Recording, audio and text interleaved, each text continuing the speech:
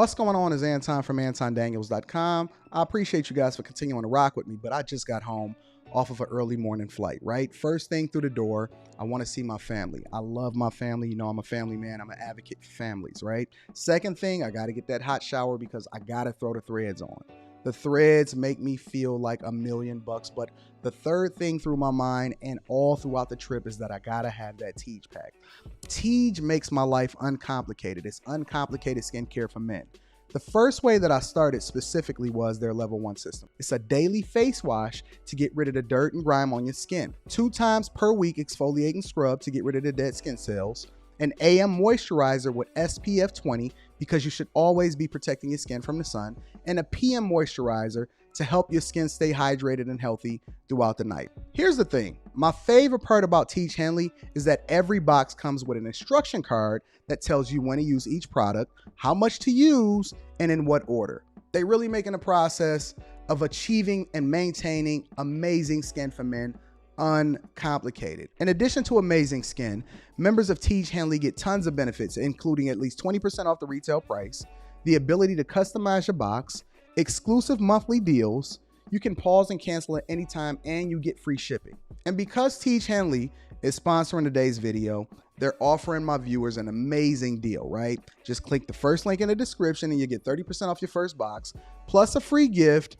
It's an amazing deal. You got to get started today. You're not out here trying to look like a Dusty. And if you travel as much as I do, which I'm sure most people don't, but you know me, I'm pushing my bag chasers in order to be in the top 5%, top 10%, top 1%. We got to make our lives uncomplicated, and Tej Hanley is no better product. You got to look good. You got to smell good. And you can't be looking like a Dusty. Make sure you get started today. Click the link in the description. Get that Tej pack. Feel the Tej, my friends.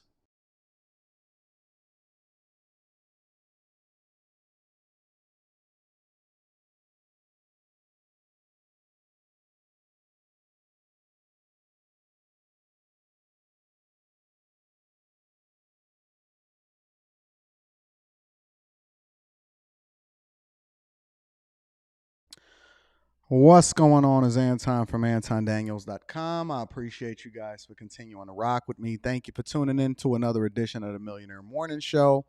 I am your host. Anton Daniels. Somebody said I need to review the BET Awards. What did I miss with the BET Awards? Why do I need to review the BET Awards? What was happening with the BET Awards that I missed? You know, I'm not an awards show watcher. Once I grew out of my teens, it was over for me. You know what I'm saying? So I grew out of that very, very quickly. What's going on, friends and family? How y'all feel? Y'all ready to get into the thick of things and address the uncomfortable conversations that Anton? It seems as though I'm the only person that is willing to not be PC and not bow to the mob of Rome and to actually stand on what it is that I believe. Oh, y'all said it was ghetto? I heard Tyler Perry bought BT. I might have missed addressing that. But we'll get there. Anyways, let's go ahead and get the housekeeping out of the way. First and foremost, I need you guys to be able to tap into that Tej Hanley, 30% off your first order plus a free gift. The link to the Tej Hanley is down in the description. They are heavy supporters of what it is that we doing over here, over on the Millionaire Morning Show and the Anton Daniels channel. So thank you, Tej Hanley. But guys, I'm telling you, it's an awesome product.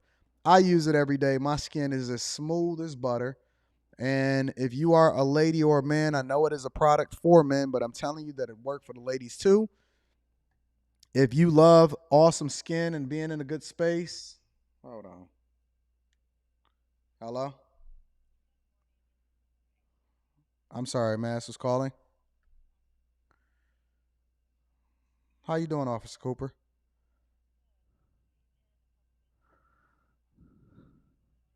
Uh-huh. Okay.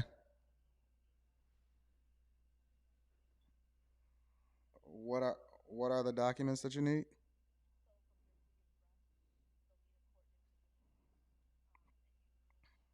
From all of them? From anything that I've ever. Okay, I got you.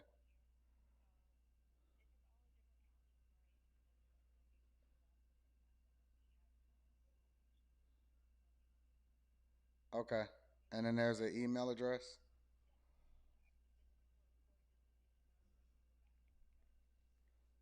What's the email address? Yep.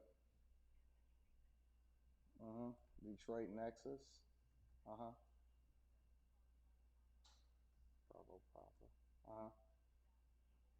DHS. Uh-huh. All right. Global entry update. Okay. Uh-huh.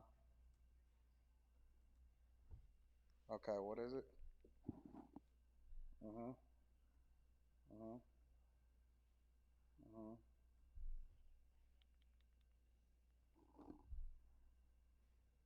PDF. All right, thank you. All right, bye. Sorry, ladies and gentlemen. Anton just had to global entry stuff. You know, they want me to make sure that I submit additional documentation just to make sure that everything is good. Shout out to Fantasia for the $2 says, "Can I get a pop on Cash App?" Shout out to Fantasia. I appreciate you. Mike that dude. Shout out to Mike that dude with the early Cash App. I appreciate you, big dog. What is up with Cash App? I'm getting double charged for everything. What's up with Cash App? I'm getting double charged for everything. I see y'all in the chat with the super chats. All right, I see my wife sending super chats. Oh, Jesus. Is this the first super chat that you've ever sent, Rita? Is this the first super chat that Rita's ever sent? Let me look at the super chat shortly. I'm going to get to those very, very shortly. Ray, are you spamming the chat? We like Ray, so we not going to No, Ray not spamming the chat. I don't think that Ray is spamming the chat. Listen, let's go ahead and get straight to it. I want to get into it. That's a glitch. Don't worry about it. We good.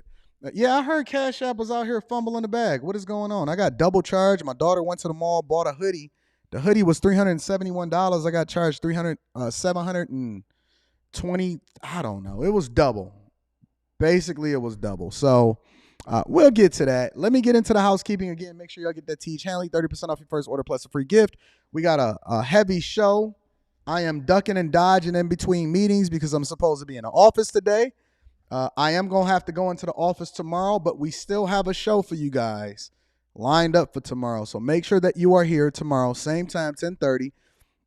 It's going to be a full show, a full 2-hour show. And that's going to be popping. I'm going to be reading that super chat shortly. What else? I got to go into the office tomorrow. Then I'm flying over to Miami. Patreon members, make sure y'all sign up for the Patreon. Link is in the description as well as pinned to the top of the chat. I dropped a video on Patreon yesterday, and it is absolutely awesome. So, yeah, we got a lot coming up for you guys. We got the Patreon meetup in a few minutes. So let's get it popping. Let's get it popping. All right, let me read some of these super chats, and then we're going to get it rocking out from there. Let me see what Rita talking about. It says, "I am in awe of how you manage to make time for work and family. You are the hardest working man I know. Me and Leslie love you and appreciate all that you do." Thank you to my beautiful wife. You are absolutely awesome. I don't know how I do it. Honestly, I just don't sleep. So I spend all of my time grinding, hustling, and not sleeping. And so, and then I still got to make time for family. So shout out to Rita for the super chat. I think that's the first super chat that she's ever sent in her entire life. Rita don't watch nothing except for me on YouTube. So shout out to my baby girl. oh, let me give her there you go. You don't get the pop. You get the bling. As a matter of fact, let me give you the air horn. You special. You special. Another one. You special. Mr. Hylel with the 5 ball. Says, cough, cough, as I stood on my square yesterday, charges were dropped on mom and son. Cause the evidence is weak as F and the DA don't want to hold that L. No, just because the charges is dropped does not change what it is that I said yesterday. But we're going to get into that. I'm going to address that very, very shortly. Shout out to my dog, Mr. Hilo. We can agree to disagree on that. My dog, Cliff, says, Anton, you need some chapstick for them pops. I use Vaseline on my lips. All right? Shout out to y'all. Appreciate the super chats. We're going to go ahead and get into the show because right before I get into it, because I'm going to address that very, very shortly. What the heck is this going on right here? What's happening right here? Y'all sanction this? Ladies, I want to see y'all going after this woman and holding her accountable in the same way that y'all always going after men and holding them accountable. What the heck is going on with this? And how is this justified? I want the same energy across the board that I see happening. If a guy was doing this, the whole world would be on fire talking about how he is stalker and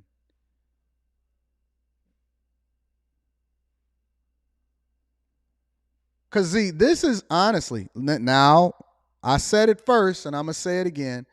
And Mr. Hillel, even if it's not a real tat, because we don't know if it's real or not, okay? Even if it's not, to be sitting here putting this on your face in the first place is just crazy. And no matter what, it's crazy. She's already done some of the most horrendous damage to this man. She probably helped him fumble a bunch of money. Okay, so he made a mistake. He a young dude. It ain't like he married. Let's shoot Zion some bail right now. It's not like he married. It's not like he did anything illegal. We do understand that it's important for you to hold your image to the highest, utmost standards because, you know, that's the way in which you make your bag, especially as a public figure and as an entertainer. And then she got banned from Twitter because she was out here talking about she gonna release the videos and what they did in the bed and he spit in her mouth and all of that. And now she taking time to go out there and possibly, because, you know, they had the outline and then it shows that or whatever. Now she taking time out here. Oh, Kojak, you saying it is permanent? You saying it's permanent? What would cause a woman, in a general sense, because we all know that y'all have done an intricate deep dive on men and why it is that they crazy, because guys is just crazy. It's the frontal lobe and all of this other type of stuff. What would cause a woman to go this insane and this nuts over a dude? Is it the D? Is it that she was already crazy and he the one that just brought it out of her? You know how y'all always like. Maybe we can call Dr. Umar Johnson. I know he like to blame it on black men, right? Do we hold black men accountable for this? Is it our fault for this one? What would cause a woman, let's hypothetically say that it's not real, but that she goes through the process of completely trying to nuke him, tagging the NBA, tagging him, saying that she gonna release a video. Do we just narrow it down to just you just being crazy, or do we do a deeper dive to try to understand why she in here in the first place and how she became so obsessed? Of all of the dudes that she done had got buzzed down, I'm sure some of y'all done probably seen her on some of your favorite sites.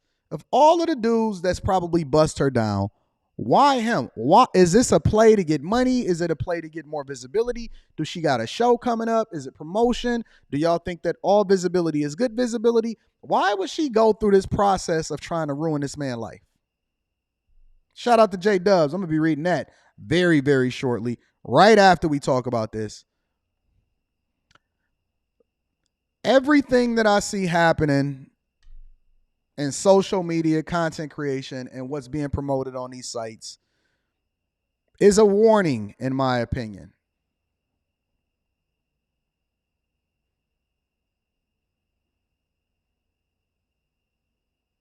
It's a warning to men. From the Chicago mother and her son. Oh, I'm about to address that very, very, very shortly. to what we seen happen to Travis Randolph or Rudolph, to Tyrese in court with child support in 2023, to what we see playing out with Zion Williamson. Let me tell y'all something, fellas. We could sit here, and one of the reasons why I feel so comfortable talking about it is because I'm above board, right?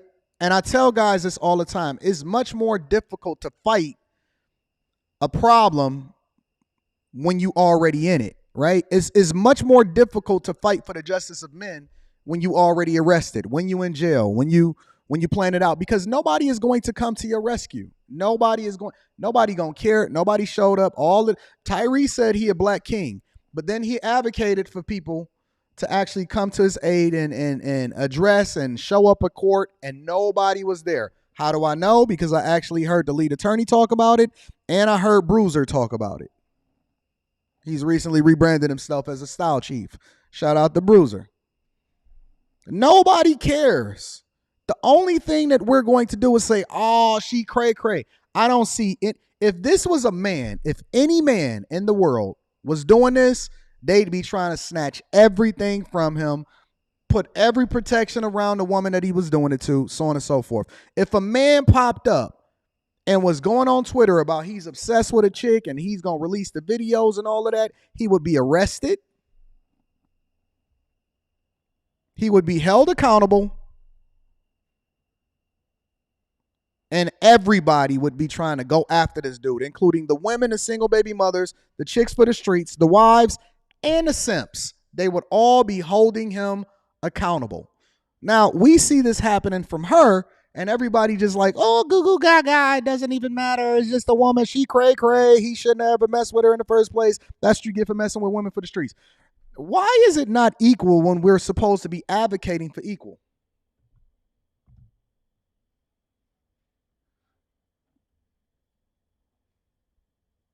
I can't wait to talk about this woman, the Chicago mother. Is she a psycho? I'm just curious. Is she a psycho? Or I have a better question for you.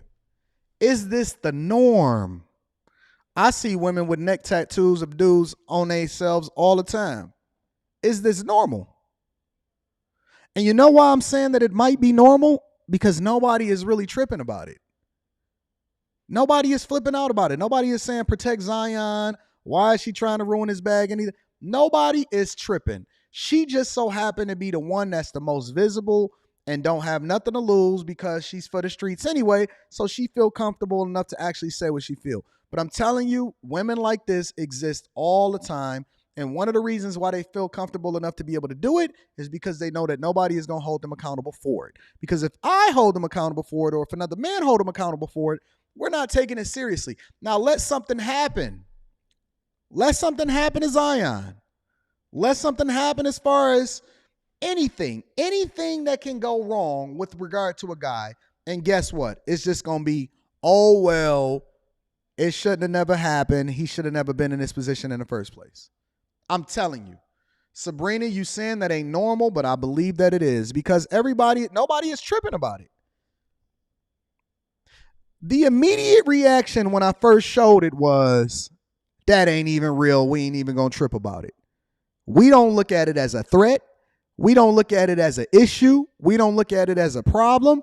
And women feel comfortable enough to do this type of stuff because nobody even trips or takes it serious. They just say, oh, well, why was he even with her in the first place? But then if I say, why were they even at the chicken spot at 12 o'clock at night buying chicken with a bonnet on and having a son? And I had people sending me messages yesterday saying that I need to apologize for my opinion for reacting to what the news was reporting. And they never changed what they said happened with regard to the news report. They never changed with regard to what they said happened with the arrest report.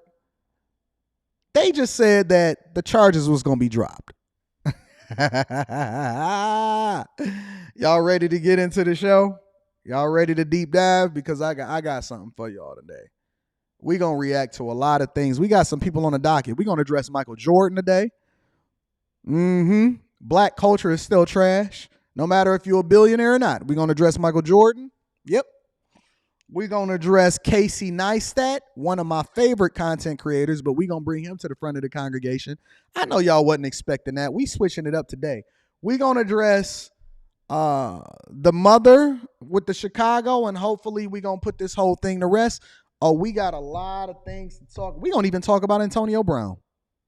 Yep. So go ahead and buckle up. Tap into the Patreon. Link is in the description as well as pinned to the top of the chat.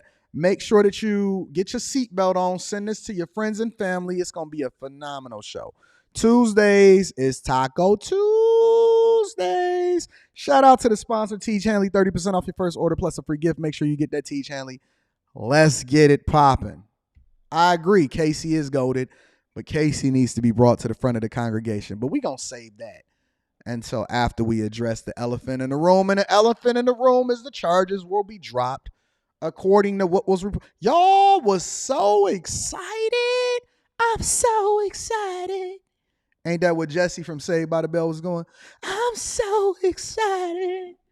I'm so excited. And then she fell out. Some of y'all might. I need to pull that up. Hold on. Let me see what's happening out here in these streets.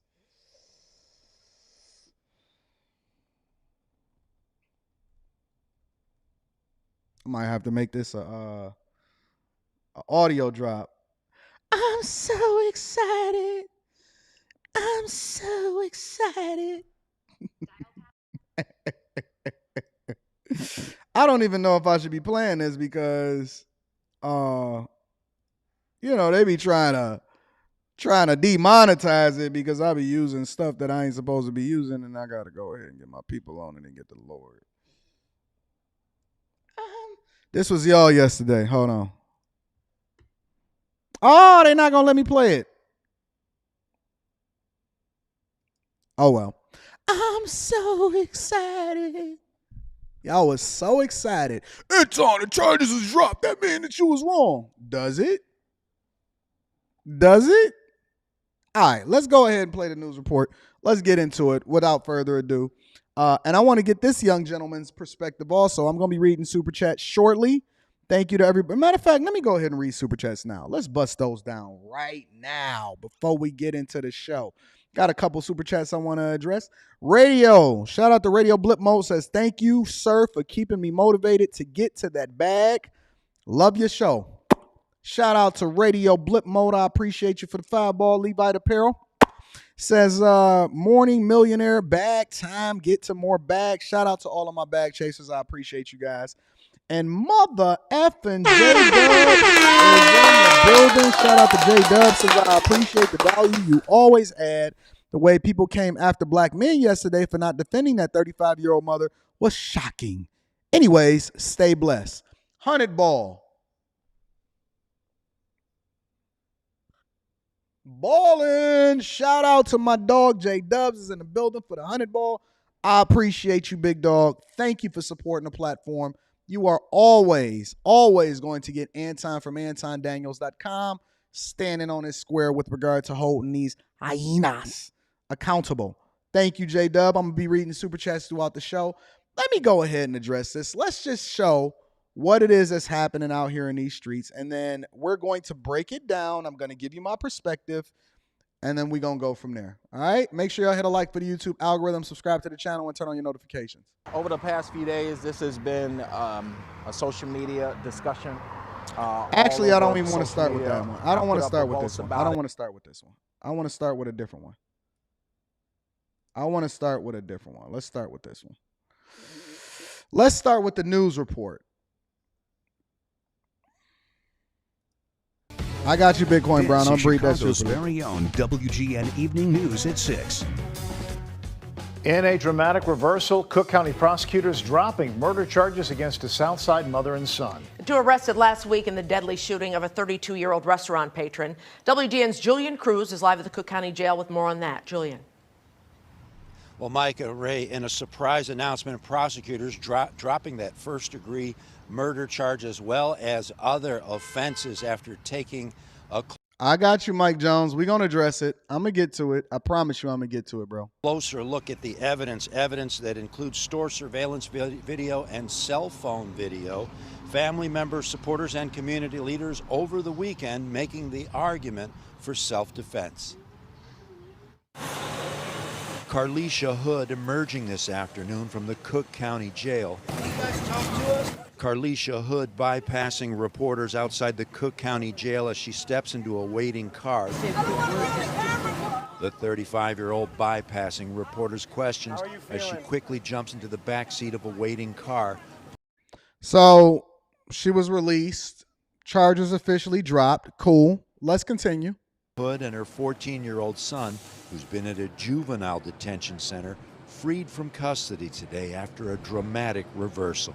Based upon our continued review, prosecutors say, and in light of emerging evidence today, the Cook County State's Attorney's Office has moved to dismiss the charges against. Now, it says, based upon our continued review in light of emerging evidence today.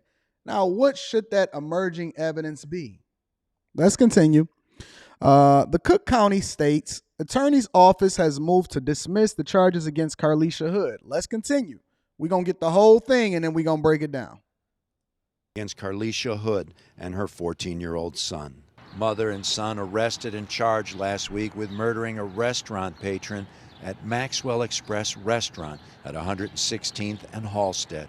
Store surveillance video shows Hood getting into a fierce argument with 32-year-old Jeremy Brown. Hood texting her son for help. Witnesses describing how Brown started punching her, and at the very moment Hood's son steps into the doorway, according to witnesses, the 14-year-old reaching into his pocket for a gun and opening fire. At last week's bond hearing, prosecutors revealing that the 14-year-old was ordered by his mother to keep shooting as an already wounded Brown. None of the details is changing.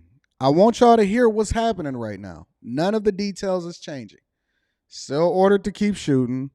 Still, she told her son to keep shooting. She didn't grab it and then start shooting herself. She ordered him to keep shooting. Let's go. I'm just pointing out to you what the news are reporting. What the news is reporting. Before I even give my thoughts on the charges being dropped, I'm gonna just play it out. I'm gonna let it go for the whole length, and then we gonna break it down. I'm gonna read super chat shortly. Shout out to everybody in the chat. Staggered out into the parking lot, authorities later declaring the 32-year-old dead. But Cook County prosecutors electing to reverse course. Based upon the facts, evidence, and the law, we are unable to meet our burden of proof in the prosecution of. So it doesn't mean that they feel like that the charges was wrong. It means that they don't believe that they can meet the burden of proof and get her convicted in a jury of her peers. Let me say that again.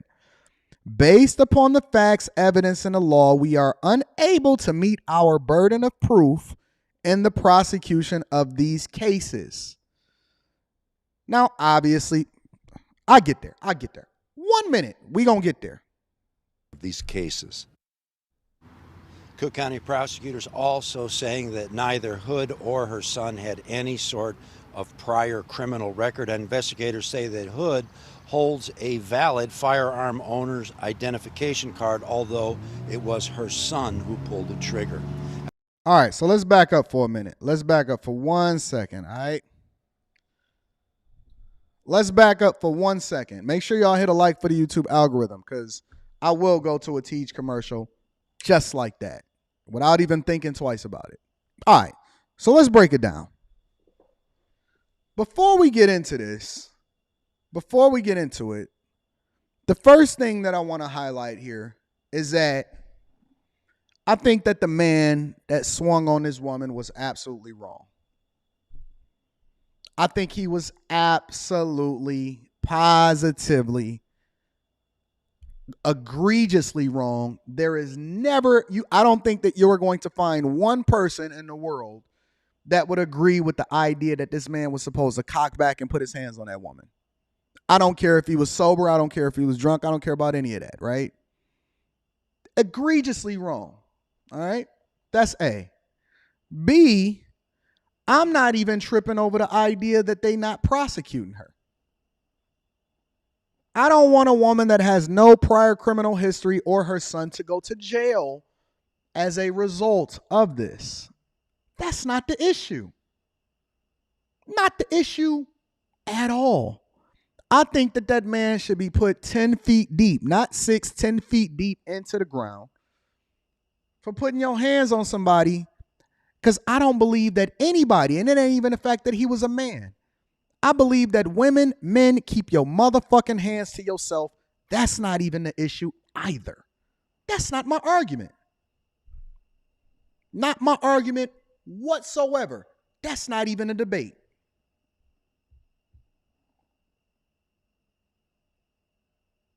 You with me so far? Y'all with me? We all agree, right?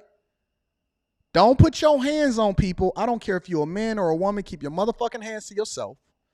And then B, I don't want her to spend the rest of her days in prison at all. I think that that would have been egregious. I think that that would have been a problem, an issue. That's not what the stance is, not even a little bit. The problem is this, and it's really a few different things that we need to highlight right here, okay? A, we're not acknowledging and we're not having a conversation about the idea that these positions that are choosing to charge or not charge are all voted on, at least here in Michigan. When you get a Kim Worthy, who were the person or the woman that decided to prosecute and send a man to jail that I interviewed on my channel, and he was a 14-year-old kid, and they basically put him in there for life, even though they wound up having to release him because they realized that he was not even guilty of what it is that they did. All of these positions, it's a few different points I want to make here. All of these positions are political, which means that they're incentivized, and then they're then determining whether or not they're going to prosecute based off of the court of public opinion. Social media factors into that. Mob rules. So when they have the ability to be able to see what people are saying versus reviewing how it is that they prosecuted previous cases, and yes, men are a part of this, and that's going to be a part of the second part, we can see that the process is flawed. Now, if you're only prosecuting based off of the possibility of your record being tarnished because you don't think that you can get a conviction, is that really law or is that justice? And the way that men factor into this is because I seen nobody, not a soul, not a body. You know how they got that meme and it says no one, and then it says me, or whatever it is that it says, not a soul, not one person had anything to say for over 2 to 3 years of Travis Rudolph.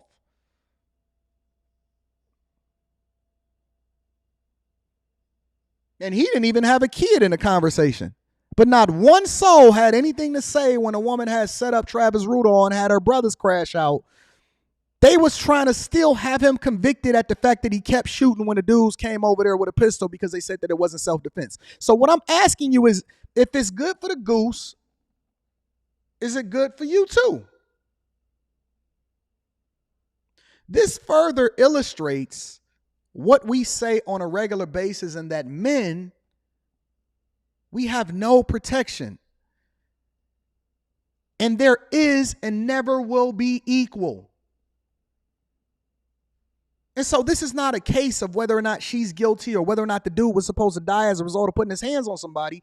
That's not even what the conversation should be. The conversation should be, why is it so imbalanced when it comes to the social justice, the mob warriors, all of these simps out here? They will come to the defense of any single person or any woman out here in a general sense. But when it comes to men, when it comes to Travis Rudolph, when it comes to listen, I've never in my entire life ever seen a case drop this fast when it comes to an investigation. I've never ever seen, and I waited before I even broke this down on Monday because this happened last week. I've never ever seen a case get dropped this fast as a result of a video being released on social media. Ever.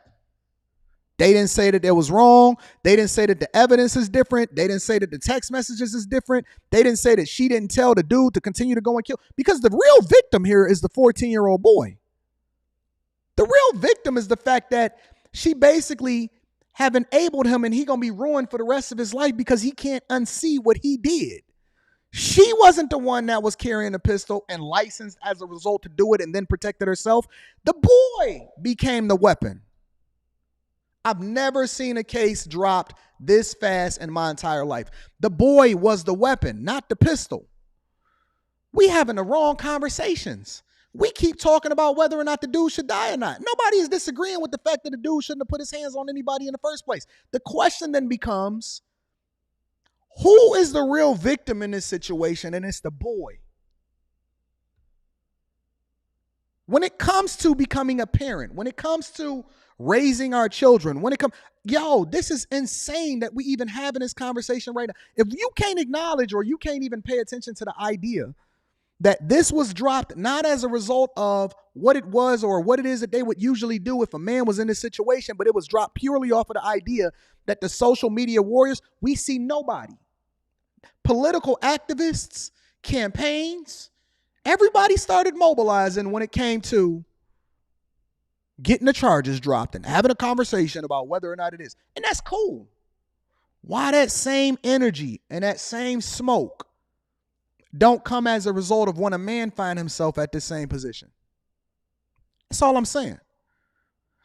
When a man do something, he all alone, by himself, singularly, that's it. It's just over for you.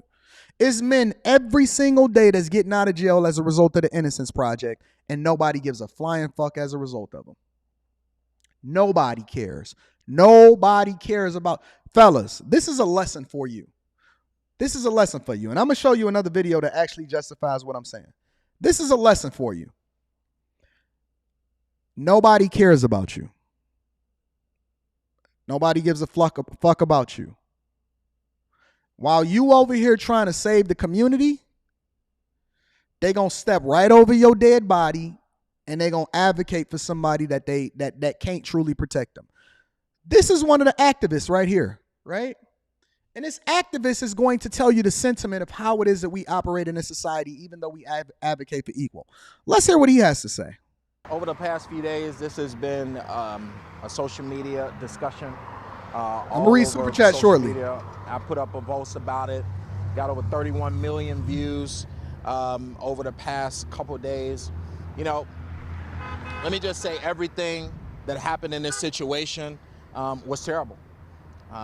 First, of course, there was a loss of life, and we are always sympathetic to the loss of life, especially in Chicago when you lose people so much with hundreds of people being killed. In this situation, it started off with a very violent attack. No, it didn't start off that way. Let's be clear. It did not start off that way. It started off with, if you were with a man and he had a father in his life overseeing what was happening, they wouldn't even have been out there at that late of a time in the first place. Secondly, it also escalated to the point to where obviously nobody wants to have the conversation about what was being communicated between a man and a woman. Now, again, I'm going to say it again. It's no justification for anybody putting their hands on nobody. He should have never put his hands on her. But what was being said and what is the conversation prior to them recording and putting out a small little clip of him saying, yo, say one more thing, I'm going to fire on you. Why is all of that part being left out? Come on. Y'all don't want to talk about this for real. Y'all want to just do the fluff. You want to do the fluff thing. You only want to say what's politically correct, or y'all want to have a whole conversation. You want to talk about where it started, or do you want to talk about how it ended? Or do you only want to talk about when the video recorder started being cut on and when they released it to the general public? Okay, don't worry about it. Let's continue. In which Miss Hood, who has been a supporter for many years, her son saw his mother being hit by this man several times. At first, when this situation first uncovered, the media covered it. Watch this. I've seen this clip. Watch this. This is an activist and a man that is advocating on behalf of her getting released, which is cool. But watch his narrative. Watch the why. The why is more important than the result. The understanding as to how it is that you went about. You can kill somebody, but if you kill them in self-defense versus you kill them in cold blood, is going to be the determining factor for whether you held accountable for your actions. The why matters. Watch. Just pay attention. As the mother directed her son to kill someone, in which everyone around the city of Chicago was like, oh my God, why would that mother do something like this? Then the video surfaced. I posted the video. It got over 31 million views. And folks all over the country said that this is a case of self-defense. You know, let me first just say that I am disheartened that people were there, especially men that were there, that watched this happen. And it had to be a 14-year-old boy to save his mother. Where are we as a community if situations like this can happen and a woman can be severely attacked and no one does anything? There were several people in the establishment, and everyone said it wasn't their problem. And they It's your fault, fellas. It's your fault, men. It's your fault.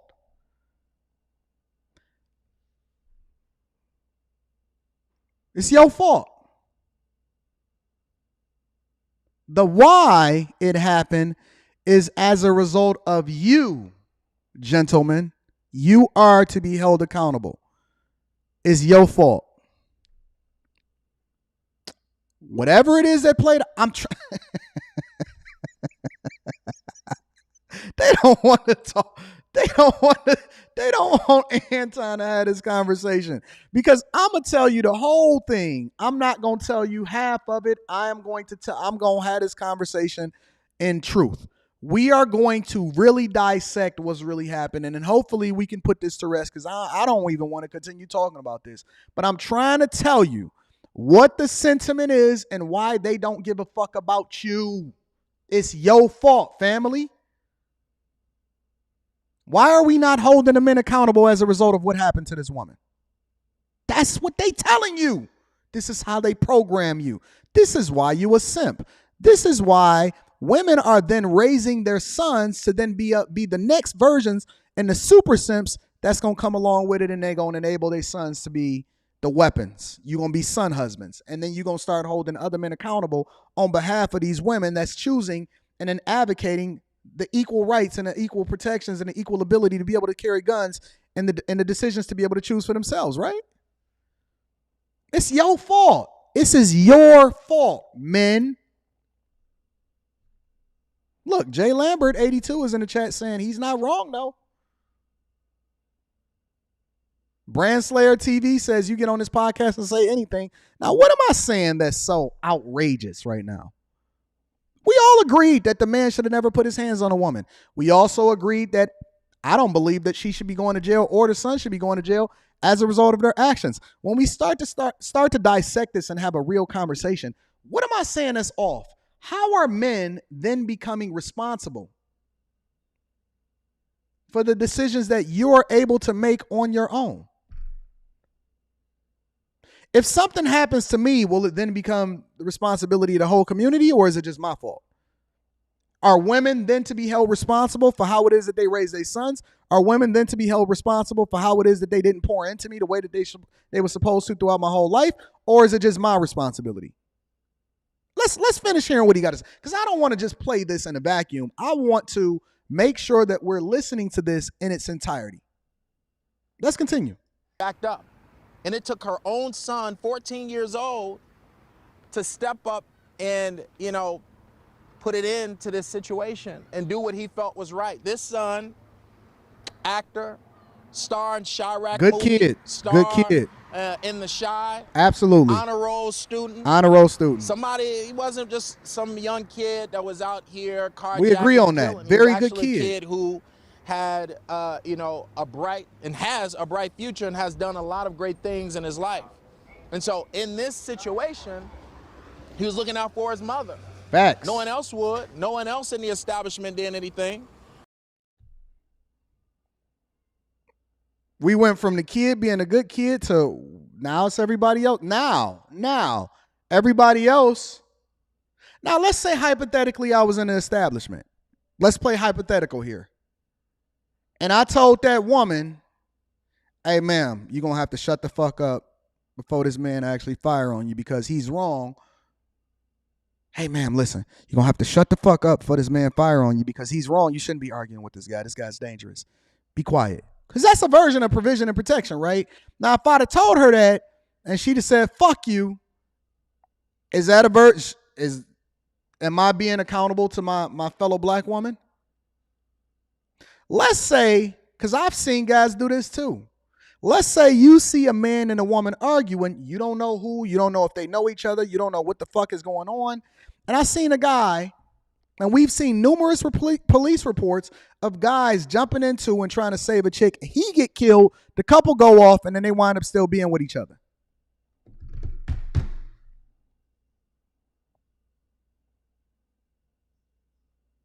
Hey, how many bullets y'all gonna jump in front of in order to save people from themselves? How many times are y'all gonna be held accountable for the decisions that people face on a regular basis? Don't worry about it. Let's continue. And so once he saw his mother being severely, hit, he took action. I would never praise a loss of life. I would never praise any situation that ends in violence. Is not okay, especially in the city of Chicago. But in this case, this young boy did what he felt was right. And I believe that the decision by the state's attorney today was correct. But what I need to say is that we need cultural foundation in these neighborhoods. We need to bring a village back. People need to understand that we got to stop allowing this violent behavior in our neighborhoods, period. Should never be any case where anyone is putting their hands on someone and acting violently in any establishment, in any neighborhood, and we got to step up and say enough is enough. And it shouldn't have ended this way, especially with so many other people that were in. Blackheart Green Paper said, let me read this super chat. It said, Anton, you was at the bar one time and that happened, Anton, remember? It did. A chick was in there. She was getting a little spicy. She was talking a little extra. And I wound up sitting in the seat right next to her. It's on YouTube. I sat right in the seat next to her. Her man was walking in. I was looking at him. He was looking at me. I was looking at him. And I was just looking at him, and he snatched that chick the fuck up and said, who the fuck you? I can't believe you. I was looking at her like, y'all ain't going to call the police? Y'all ain't going to call the police? You think I'm about to crash out for this chick? Hey, y'all not going to call the police? Y'all got a phone down there. I call the police. I call the police. Call the authorities. Hey, there's some violent behavior happening out here in these streets. Y'all might want to come out here and address this. I'm not crashing out for you. I was in J. Alexander, Sabrina. You remember that? I'm not crashing out for you, bro. You chose wrong. You chose wrong. Listen, we in a different era, a different time. We are in a different era and a different time. What I'm trying to tell you is that I'm not crashing out for you. I've even seen people get sued because they tried to help somebody and they made a mistake allegedly and injured them throughout the process, and they had to get their lawyers up on that shit. I'm not crashing out for you at all. Not even a little bit. I'll call 911. I'll call the local authorities. I'll alert the management so that they can also put in the call to 911. Seen a woman walking straight down 7 Mile, naked. No, I stopped and tried to give her a shirt. Wouldn't touch her. I took the shirt off my back. My wife was with me. I had witnesses. I said, hey, y'all see what's going on right here? They say, yeah. I said, Rita, record this. took the shirt off my back. I had a wife beater on up under it, and I tossed it to her and said, hey, girl, put this on. Put this on because I don't want you walking down the street naked because nobody else would do nothing. She said, could you take me home? I said, I'm sorry, I can't. The police is on their way. Cover up for now. I'm not touching you. I'm not getting involved. I will give you what it is that I have. I will wait until the police come. Half hour later, the police didn't come. There was other people there. I said, you know what? Jokes on the culture. Jokes on the law. I'm not touching you. I'm not letting you get in my car. I'm not crashing out for you. I'm not about to come out here and save you. I'm not about to jump in front of a bullet in order to be. I'm not bulletproof. I got a daughter. I got a wife. I don't know you. I don't know what y'all done got into. I don't know none of that. Fellas, listen, this is what I know for sure. This is what I know for sure. It's going to be your fault anyway. You might as well live. Listen, at this point, they've weaponized women and the law against men so much that it's not in our inherent nature not to protect you. The problem is that we've had to recondition ourselves and retrain ourselves on what protection looks like, because now it's going to be your fault whether you do something or not. It's your fault no matter what. It's your fault no matter if she put herself in a position or not. No matter what. Listen, what if the son came in and seen what was happening and then we both got shot? We have conditioned men and positioned men and blamed men and put men at the back of the back burner. And it's so obvious that we've seen how this case played out. And this is the very, very real truth. And this has never been more of a reality check for most guys. Do not, I repeat, listen to me. Don't listen to Umar Johnson. Don't listen to fucking social media. Fuck these simps out here that keep telling you that you supposed to crash out for these hoes while they in they bed living comfortably, calling them police if anybody ever. Do not, I repeat, if they are not under your covering, if it is not somebody that is under your covering, meaning your wife, your daughter, your son, somebody that works for you, if you are not responsible for their well-being, do not crash out for these people. They don't love it. And that ain't just for women. That goes for, I know y'all keep saying we supposed to save a little June bug and a little nug in the hood, and y'all supposed to go, they over there carrying switches on their pistols.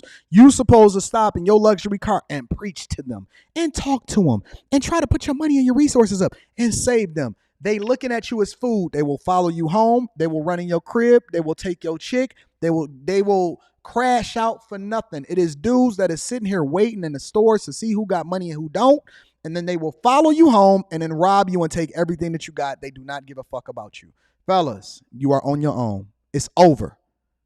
It's over. There is no community. There is no love for you. They're not going to advocate on your behalf in order for you to be able to get out of jail. Nobody gives a fuck about Travis Rudolph. We don't even know where he is anymore. Nobody trying to have a conversation with him. Nobody trying to interview him. Don't nobody care about your Innocence Project. You're going to spend the next 10 years in jail trying to get out of jail. Nobody cares about you.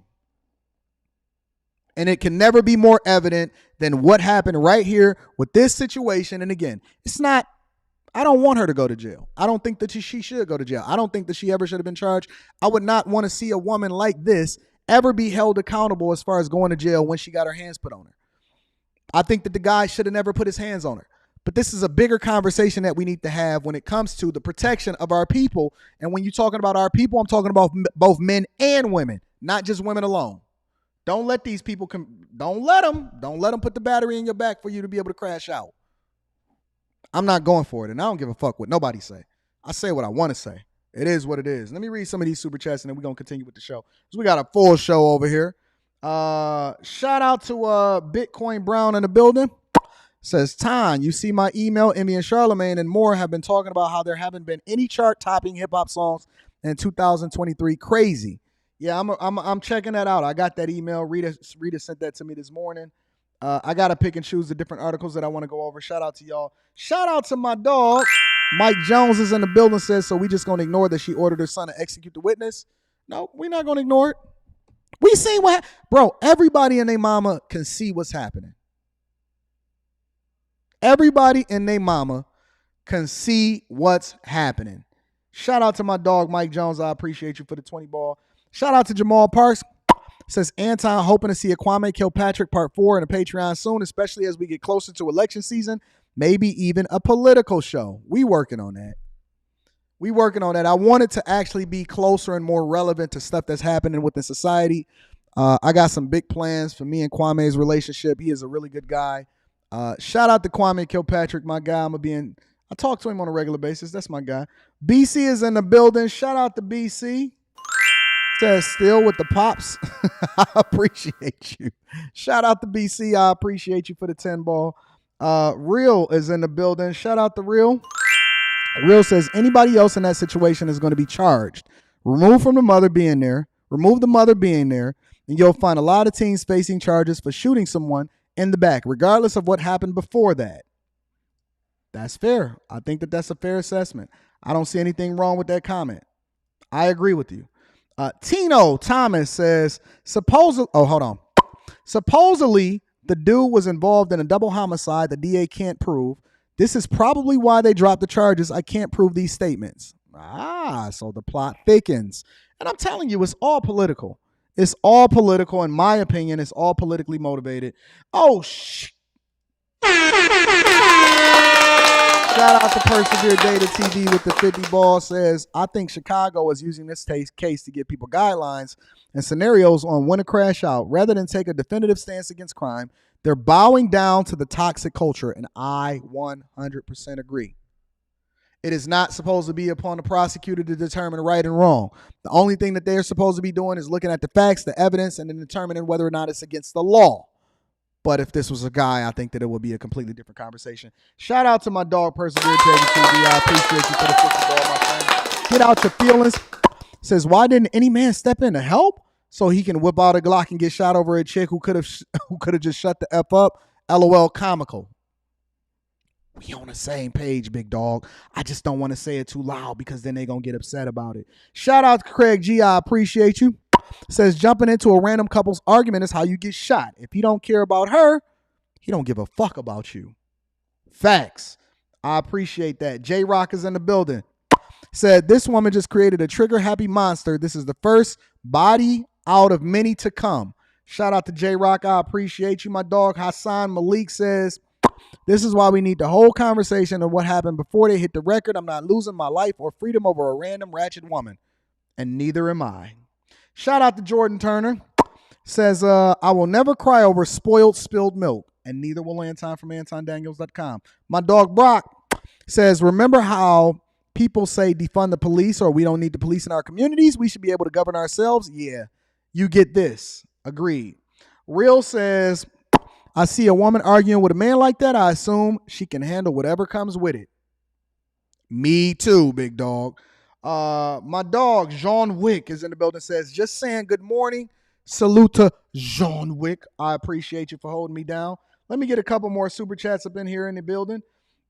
Let's see. We got Roger Maridine is in the building. Says, let a white male delete 10 people and everyone is sorry he has to go to jail. In the building. Oh, snaps. Chris the One says, you the GOAT. I love you, bro. I love you more. Thank you for the 100 ball. I appreciate you. Thank you to everybody that continues to support the platform and support the show. I don't ask for super chats. You guys all donate based off of the value that you get in the entertainment factor.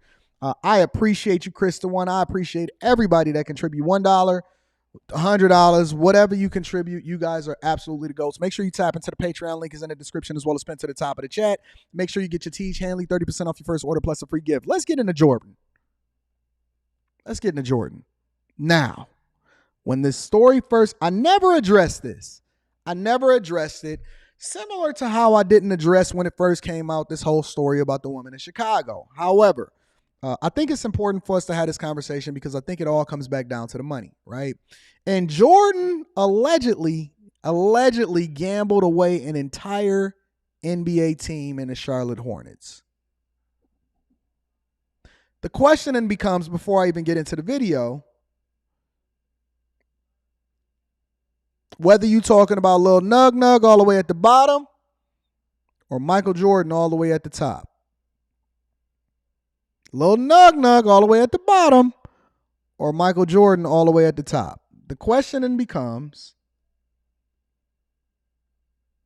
is the culture trash? Is the culture trash? Let's get into the video because there is a man out here whose video or his clips are going viral as a result of him breaking this down and him standing on his square as to why it is that he thinks that Jordan gambled, fumbled, and finessed his own franchise. Because listen, a lot of y'all sit here and y'all saying one of the reasons why it's important is not just because it comes back to the money, but it also is important to have this conversation because y'all keep talking about representation. You keep talking about the importance of people being able to be of color and have a representation, and we should own basketball franchises and football franchises and all of that other type of stuff. Well, the first opportunity that you get with somebody that's supposed to be the GOAT because y'all wearing his shoes and y'all think that his jump shot actually made him a better person, the reality is that you get chance after chance after chance. And when you do get the opportunity to do so, you're not a reflection of what the NBA is trying to promote. So let's go into the video of the guy that breaks down allegedly,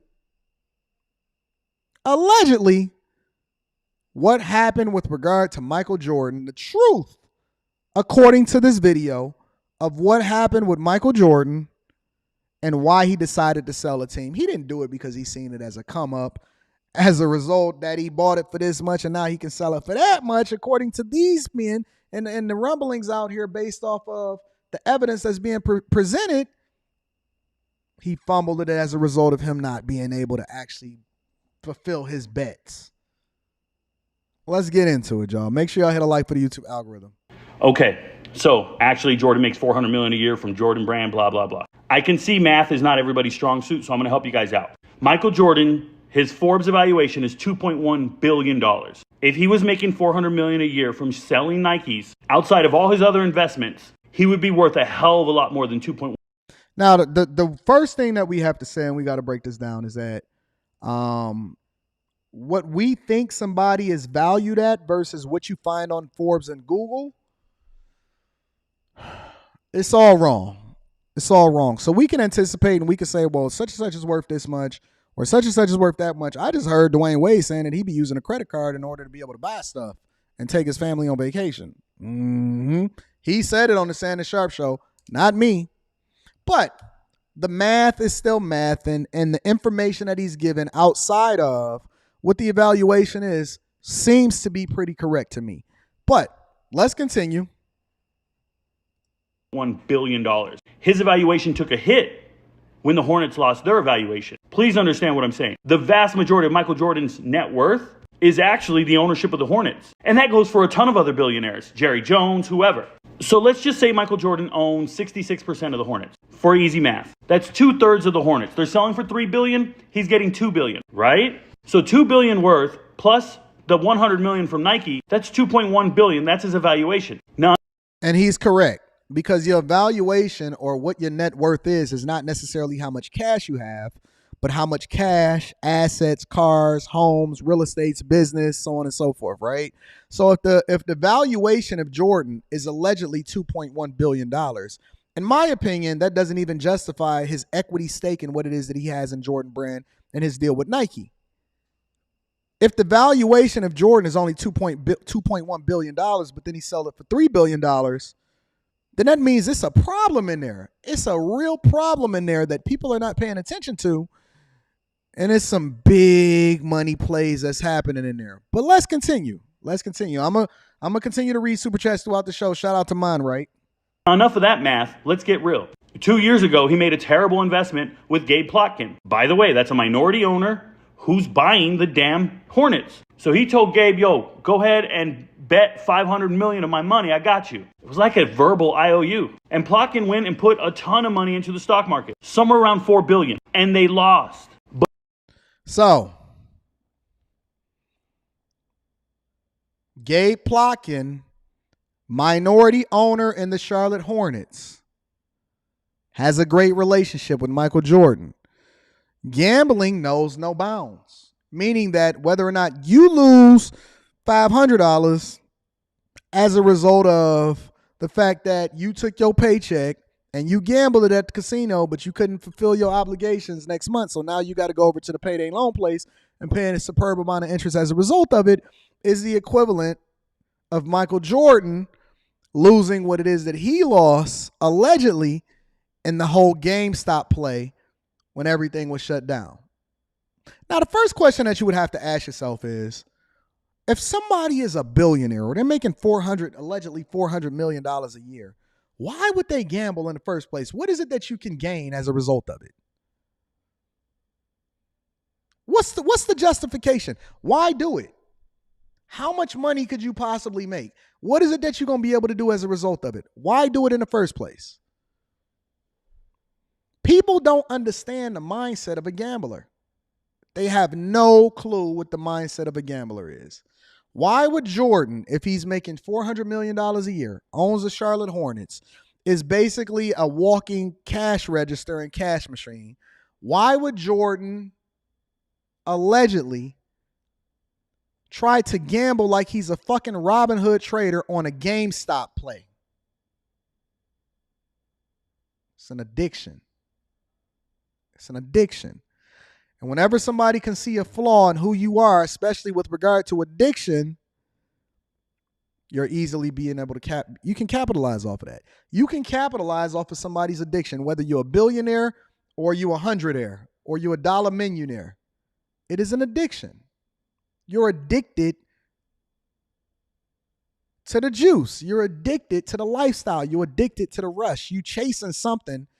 I would even say that before we finish getting into this video, because he's going to break it down even more. I would say that in my personal opinion, from what I've seen, outside of like a meth head or some chick sucking cock in the alley so that she can get her next hit, I would say that gambling is quite possibly, if you can't manage it and you're an addict with regard to gambling, I think that gambling is quite possibly the most toxic addiction that you can possibly have. I think that is worse than a drug addiction. I think it's worse than cocaine. I think it's worse than some of the most violent things that you've seen in your entire life. Gambling addiction, in my opinion, based off of what I've seen, now I'm not saying that I'm right, this is just my opinion. Gambling addiction, based off of what I've seen, is quite possibly one of the most toxic things that I've seen people lose their whole families. I've seen people lose something that they built for their entire lives and then have to go home from leaving Vegas and don't have a dime to their name. I've seen people mortgage their businesses, mortgage multiple different houses. I've seen it play out. I've seen some of the most egregious things that just make your heart drop. I've heard stories. I documented it on my other channel. See, I've been in this content creation game for a long time. I've been documenting and I've been showing a lot of the different lifestyles for a long time. I've seen people put on the line every single thing that they've owned and operated, knowing they got to go home on one shot and lose everything. I've seen people put it on one shot, win everything, and then give it all back and then some. Let's continue. I'm going to be reading that super chat shortly, Life of Devontae. I'm reading super chats. Let's continue. But instead of going to Jordan and saying, give me that $500 million, Plotkin said, I don't got it. I don't have the $4 billion I just bet. So then this man right here, Ken Griffin from Citadel, worth $32 billion, the richest man in Chicago, bailed them out. So Griffin gives Plotkin about $4 billion. None of this is a secret. This was about 8 months after their bad bet. So basically this is documented that Griffin, who's worth over $32 billion, richest man in Chicago, gave Plotkin $4 billion in order to be able to cover what Jordan did allegedly in his betting with the whole GameStop situation. A bigger fish, because I know y'all look at it, oh man, it's Michael Jordan, he's a billionaire, why you counting his money? It's always a bigger fish in the pond. So a bigger fish came along and said, I see you, little guppy over there. Big Bang take, don't worry about it. I got you, big dog. I got you, big dog. I'll be your bookie. A billionaire that got a bookie. Buys them out and covers their ass. But then he wants his money. He's here to collect. So Plotkin owes him. So now Plotkin pays him. But now Jordan owes Plotkin. It's a trickle-down effect. And Jordan don't got the money. Jordan made a bad bet. So he's got to sell his team to cover the bet. So he's selling to the guy he owes the money to. He's selling to his bookie. Now here's the thing. Plotkin used to work for Griffin. These are two multi-billionaires from Chicago, and they just fleeced Jordan out of ownership. And they're taking his team from him. Jordan just lost his seat at the big kids table. He can go make his millions with Nike, and you guys can say what you want. But this is a man who got into a world he couldn't keep up in. The world of billionaires, and he lost. Got it all day. I'm going to read that shortly. I got you. I do know. I was in there the same day. I was in Motor City Casino when they had the temporary casino, and that cop was up there on the high limit room, and I wasn't in the room. I had left. I seen that cop there that day. Because you got to remember, once you start going into the casino, you start to know everybody. Once you get to the high limit tables, all that other type of stuff. I seen that cop. I knew that cop that blew his brains out at the table in the high limit room in Motor City Casino back in the day. Yep, I do. So now you got two billionaires that's worth more than Jordan befriending him, allegedly, according to this conversation. Jordan makes a bet on GameStop. Now, what fucking kind of... I know that's y'all GOAT. I think that LeBron James is the actual GOAT because LeBron James would never do some shit that's egregious like this.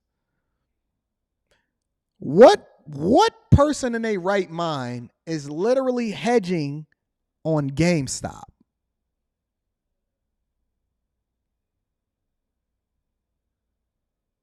Hedging on GameStop. Come on, man. Hedging on GameStop? Is that what we doing right here? So now you got two billionaires that say, yo, Jordan can't cover his bet. Oh, no. He said, all right, cool. I'll take that team over there, though. And you know why they taking the team? Because the team is an asset.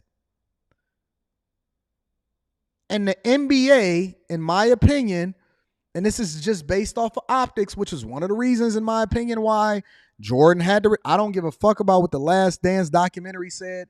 I seen, and I was paying attention to what was going on. Jordan, by all accounts, allegedly had a huge gambling problem. And so as a result, some things was taking place, and he had to go and sit down for a while because it was going to make the league look bad. And as good as Jordan was, he wasn't good enough to overcome the black eye that the league would have possibly had to deal with regard to all of the different stuff that was playing out of how things was happening in the league during the time that he had to go and sit down. That's what the streets was saying back then. I wasn't old enough to be in the streets, but based off of all accounts, that's the real reason why he had to go sit down. And there is no changed behavior. 30 years later, that was the mid-90s.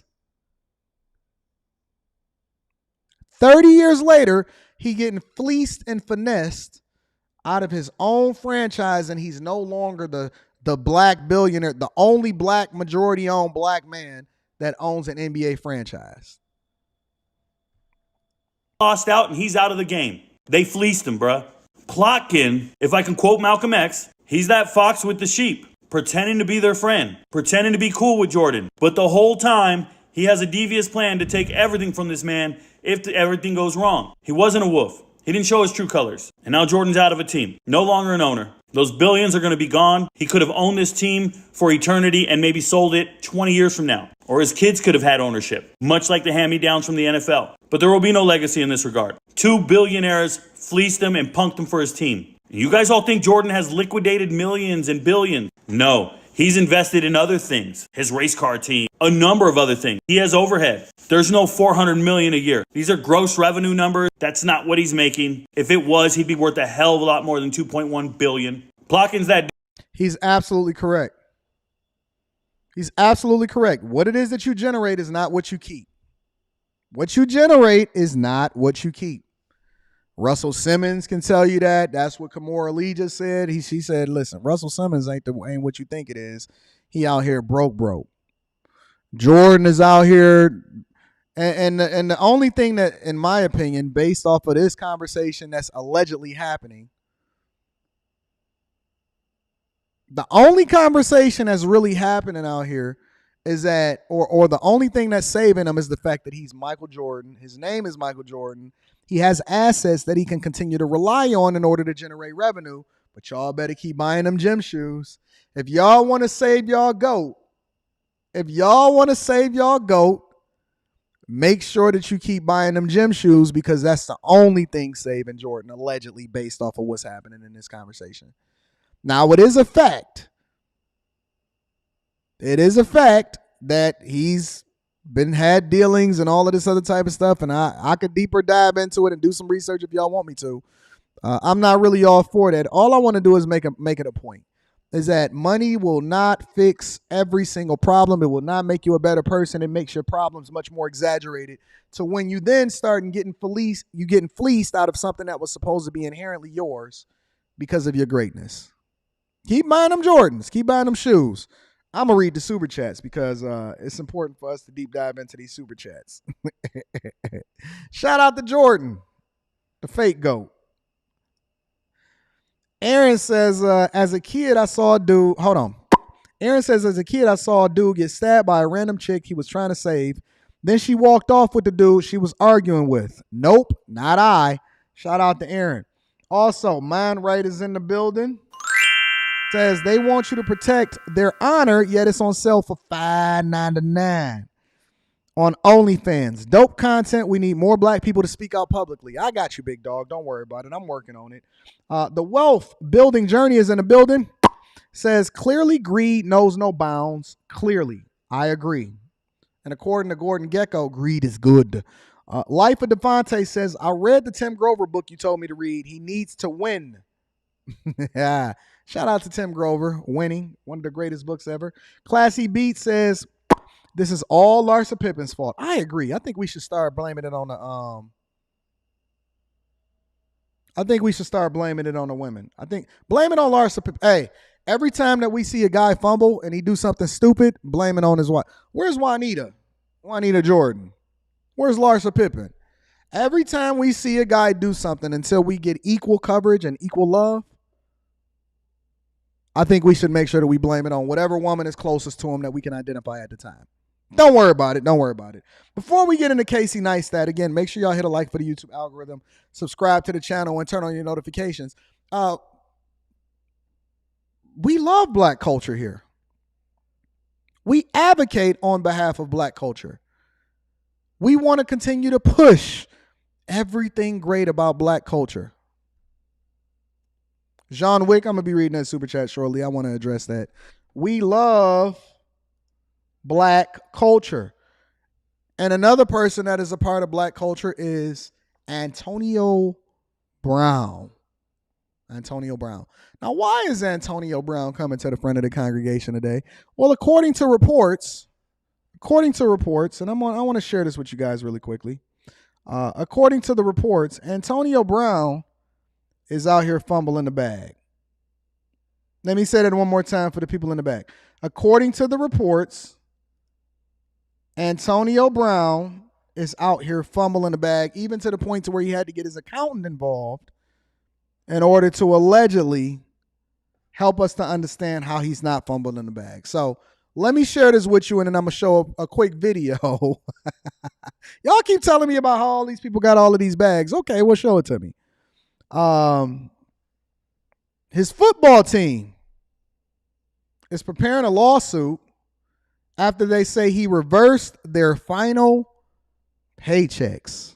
Oh, I would have you to know that the football arena, the Arena Football League that he allegedly bought this team, I would have you guys to know, I know you guys don't want to hear this because y'all love y'all black heroes and they out here getting the bag and they got so much money that they can't pay their employees, allegedly, right? They're saying that they kicked him and his whole team up out of the league. So you telling me that Antonio Brown was able to come in, mess up a whole league in 4 months and not pay people?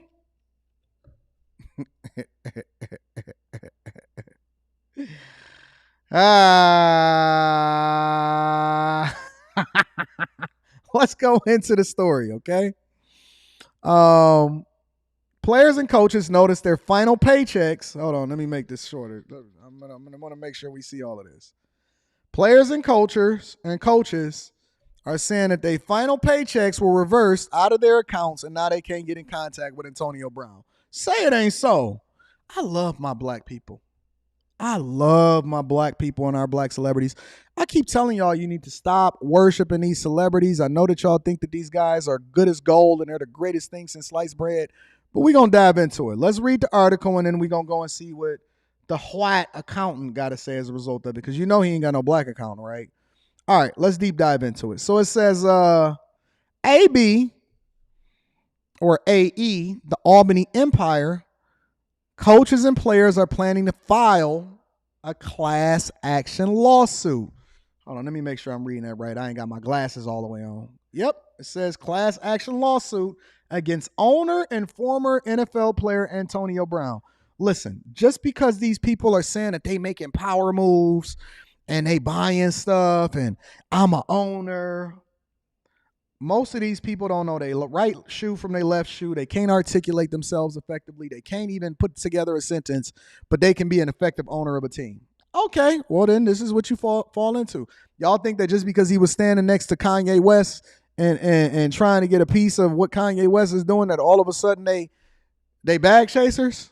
They need to join the Patreon just like everybody else. Link is in the description as well as pinned to the top of the chat.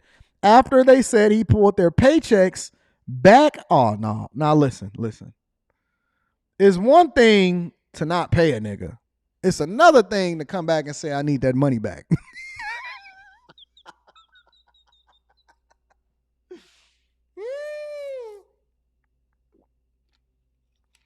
It's one thing to not pay a nigga, but it's another thing to come back and say, hey, I need you to go ahead and give me that money back out of your account. And I'm not asking you, I'm telling you.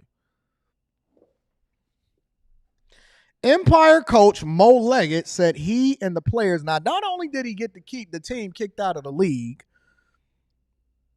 but he also, because I know that y'all said, watch this, Antonio Brown gonna make you eat your words, but he also took their money back. He said, listen, this is my money and I need my checks, all right? Said, and the players were paid for days after their final games against the Orlando Predators, as expected. But less than a week later, they realized that the paychecks had been reversed. So one man called another man and said, hey, fam, you get your paycheck? I got my paycheck. Hey, go and check your account, bro, because you might not have got paid. Oh, no, I got paid. Oh, dog. This nigga took my money back out of my account. It's unclear how many Empire staff and players allegedly had their paychecks reversed. Apparently, it's enough to have a class action lawsuit. Leggett said he's tried repeatedly to reach Brown, his accountant, and the team president, but he ain't received no answers. I'm frustrated, he told Times Union. I tried to give Brown the benefit of the doubt. Listen, never trust a nigga. Now, it's a difference between a black man and a nigga, but Antonio Brown, in my personal opinion, falls into the second category. I tried to work with him. I tried to be the peacemaker, the mediator, make sure things ran smoothly, but just under the radar. I can't do that no more because when you start touching my chips, then you start touching my dip. He said the alleged issue is just that the latest Browns teams faced in the National Arena League, the NAL terminated the franchise and kicked them out of the league earlier in the month after it said Brown failed to make the required payments to the league's operating budget. So you wasn't really built for this. You walked around with your Sherlin coat on, acting like you was the man, But we all knew that you was going to have to pay the piper one day. See, let me tell y'all something. This goes for the celebrities, for these content creators, these media personalities. You can fool us for a little bit at a time. But see, over the years, we going to see the slow degradation into obscurity and brokenness, or we going to see an ascent into greatness. We going to see the slow degradation, or we going to see the... See, you can't hide. Eventually, we're going to see the bankruptcy documents. Eventually, we're going to see the team say that we're kicking you out of the league because you didn't make the payments. We're going to see everything. And so time tells all. And that's one of the beautiful things. The beautiful things. Oh, look at Just Cook. He said Anton should rebrand as the biggest narcissist on the planet because his ego knows no bounds. And that is true. Oh, mega mind. Oh. You know, the beautiful thing about it is that there's nothing you could do about it. Because I'm rich, bitch. Unlike Antonio Brown, maybe I should go out there and buy the, what's the name of this team? What's the name of this team? What's the name of this team? I might go and buy me. I'm about to go buy the Albany Empire. How about that? How about I go and buy the Albany Empire? I bet you I could make payroll. I bet you I can make payroll. I bet you I can make payroll. One thing is for sure. A lot of people could say whatever it is that they want to say, but the one thing that you can't say is that I ever missed payroll. I ain't never missed payroll for none of my businesses, not for the restaurant, not for any of the people that work for me when it comes to this content creation game. You ain't never seen one person ever complain about money. Ain't nobody that ever worked for me with my mega mind. Nobody has ever complained about their paychecks not being in there or them not getting unexpected bonuses as a result of it. Say what you want. Anton don't like black women. Anton hold us accountable. Anton, I don't like that he a narcissist. But the one thing you can't say is that I've never not made payroll.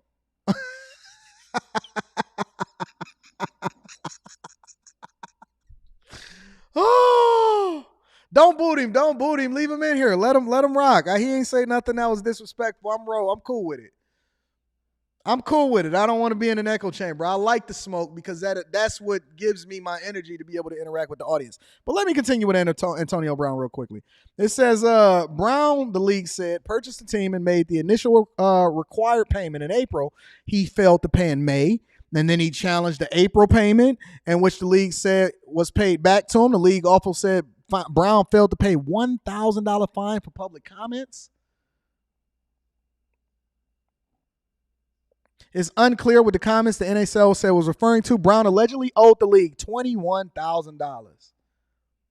21 bands. That's it? 21 bands? Shh. Leggett says he is searching for a lawyer to file his lawsuit, and several players told the Times Union they would happily join. He said, I feel like this was his plan all along. I feel like he does stuff for social media and to sell his songs. Sell his songs. What song? What song? I think he just does what he does. It's just what he does. That's the type of guy he is. Nobody trusts him anymore. I see it hard for him to get any future deals going forward because of how he is as a person. This is his accountant. Before they actually got this whole, thing with the paychecks and whatever, so on and so forth. This was his accountant, and his accountant had a perspective. Let's hear what his accountant got to say. Well, with finances being the center of Empire's fall today, we reached out to Antonio Brown's accountant, Alex Ganaris. Ganaris tells us Brown is devastated to learn his team has been kicked out of the National Arena League. And Tanico Penix joins us live outside MVP Arena with a breakdown of what Ganaris feels went wrong. Tia.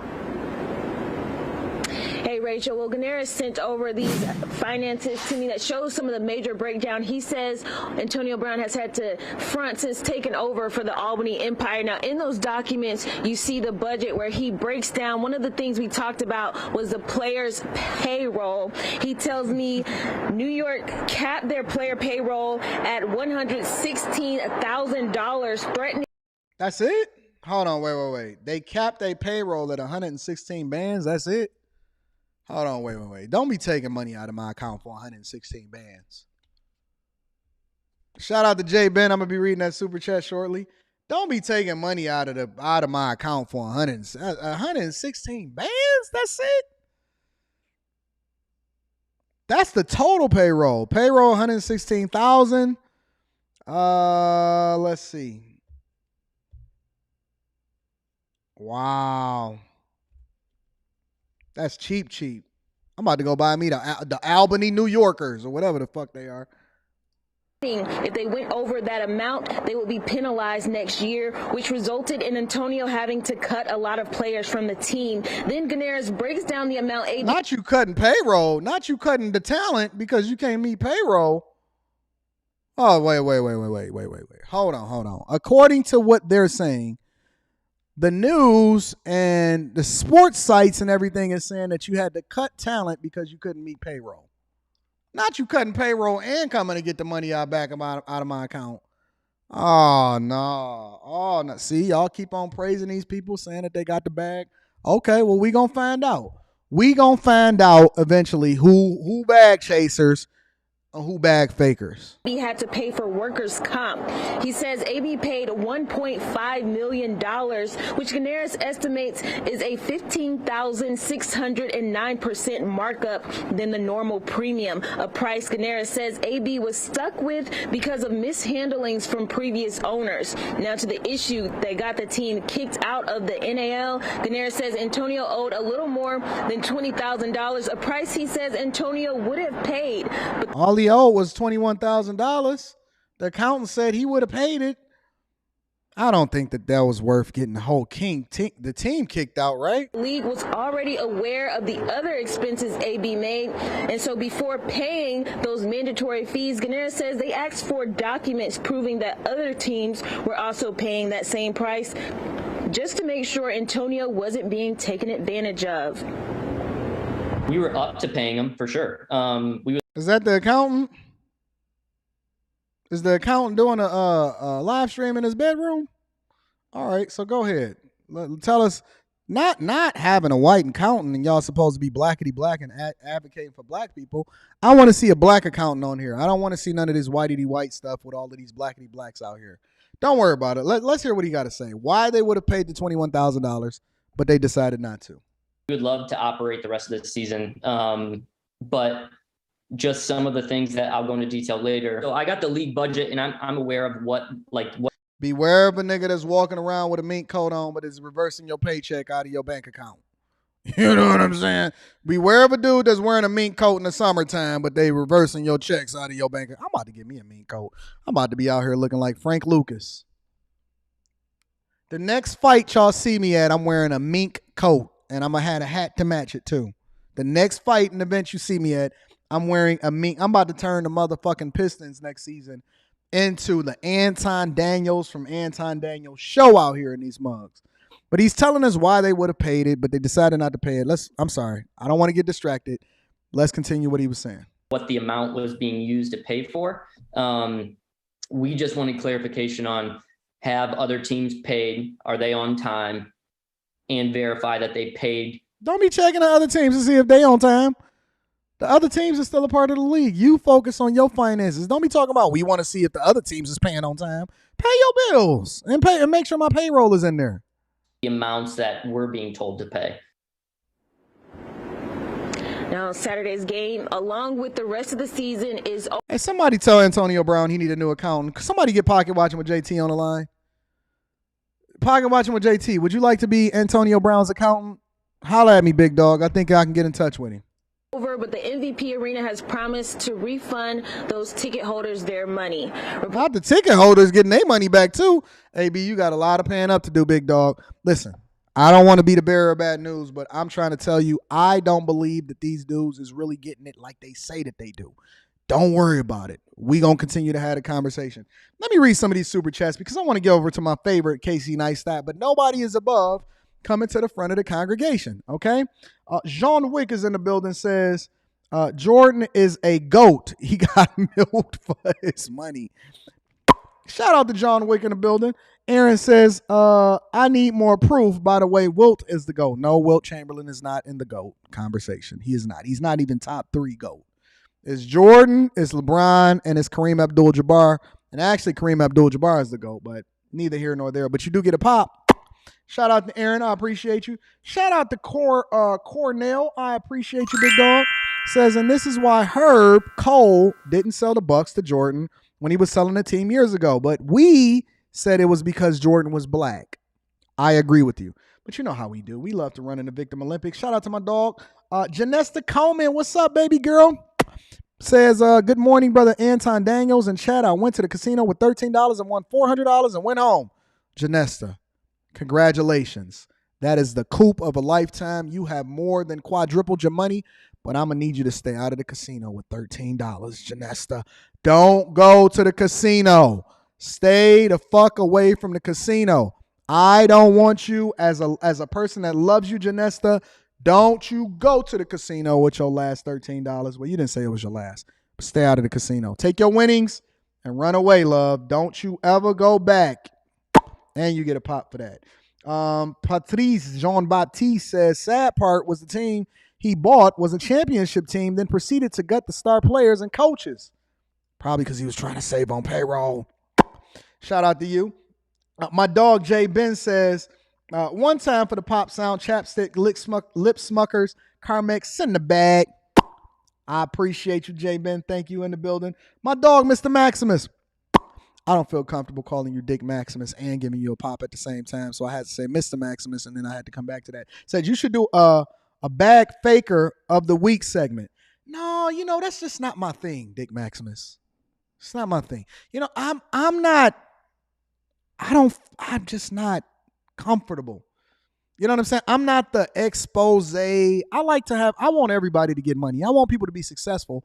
But I think it is important for us to analyze the different things that come out in order for us to learn how it is that we can use the information to become even more successful and then learn from the situations. But that's just not my thing, honestly. Like, I would never consider it. I know that it's content creators that's literally trying to copy what Pocket Watching what JT is doing and Spencer Cornelia and CoffeeZilla and all of that. I'm not on that. You know what I'm saying? I'm on a completely different wave. And shout out to them if they doing it and they doing it successfully. I think that they are great at what they do. But you got to have a certain, everybody is not to do everything. You know what I'm saying? So I'm going to let that lane stay for them. It's almost like I would never try. Pocket Watching with JT is a certified CPA, and he's done live streams even for the Patreon members, which y'all can go back and see that inside of the Patreon. But that's his lane. You know what I'm saying? That's his lane. It's almost like the lawyer lane is my guy, the lead attorney. Shout out to the lead attorney. When he break things down from a legal perspective, it's his thing. You know what I'm saying? And so I see a lot of people trying to copy their style. You know what I'm saying? Trying to do what they do. They can't do that. You know what I'm saying? They can't do that. So let them do their thing. I can't do that. But I appreciate the suggestion. Also, let me give a shout out to Ali. Ali with the says, Anton, where do you find a black-owned CPA or tax professional? I'm currently in Dallas, but would like to support our own people. Contact Pocket Watching with JT. Pocket Watching with JT is really, really good. A lot of the bag chasers actually have utilized his services in order to continue to enhance what it is that they do. So make sure y'all tap into the Patreon and look at the video where he answered all of the people's questions. And then if he can't give it to you, then he can point you in the right direction. So shout out to Ali. I appreciate you. Oh, snaps. Let me give a hold. Early Life Check says, not to get off topic, but your point on not buying homes now, I agree, mostly. Deals are still to be found. I grabbed 4 rentals, 2 duplexes, 2 quadplexes because no one wants to buy at 7%. I'm cash flowing like crazy. Don't buy single family homes though. Well, here's the thing. If you cash flowing, I also want you to be able to pay down the principal so that you don't have to give so much money in interest, because real estate is a roller coaster ride, especially if you're just depending on cash flowing, because you don't know when there's going to be some vacancies, and it's a lot of other caveats that go along with it. But shout out to you, Early Life Check. I appreciate you for the super chat, and I appreciate you for continuing to tap in, because there are deals to be had, but I don't want people just buying stuff just for the sake of buying it. Shout out to Brock. Says, pass a love offering, stop the pop. Oh, that's $6. My bad. Okay? Let me take the pop back. Let me give you the says, I'm sticking to my position, like it or not, bruh. I'm against the pop. We need a protest. The people like the pop. The people like the pop. Shout out to Tazzy. Tazzy says, yo, Tom, can I run my budget by you this Saturday at 12 p.m.? I need some accountability. Sunday, because I might have a flight on Saturday. And so I might have to catch a flight on Saturday, but Sunday. Tazzy, send me a I'm gonna put you down. Send me a email, and in the email say Anton said Tazzy. Oh yeah, let me give you the Anton said Tazzy is going to be able to talk to me on Sunday. Can you please pencil me in? And I will make sure that you're taken care of. Rita's gonna handle all of that. She's gonna take care of it. Shout out to Tazzy and shout out to everybody that continues to tap in. Yo, I want to get to this, though. Shout out to Tazzy. I appreciate you. Make sure y'all tap into the Patreon. Link is in the description as well as pinned to the top of the chat. Casey Neistat. Now, I do have an unpop. Casey Neistat. The unpop sounds like this.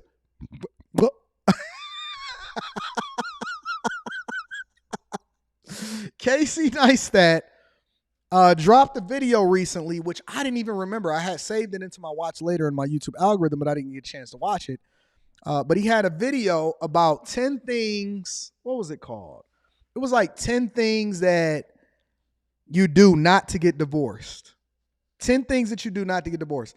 Now, I wanted to be able to review this with y'all and watch it with y'all because I want y'all to remember that all of these people are just human beings. They may have a unique thing. I missed your super chat, John Doe. Let me go back and read your super chat, John Doe. I didn't mean to miss your super chat. Let me go back. Let me see if I can find it. Hold on, John Doe. I never want to miss a super chat. Before I get into Casey.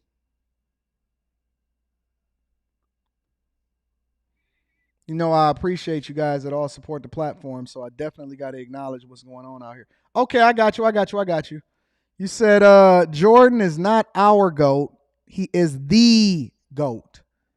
And we can actually debate that, John. So I'm gonna give you a double pop. Shout out to John Doe for the 2-ball. I appreciate you. Jordan is not the GOAT. He is not even in the GOAT conversation, in my opinion. I believe it's Kareem Abdul-Jabbar. And when it comes to overall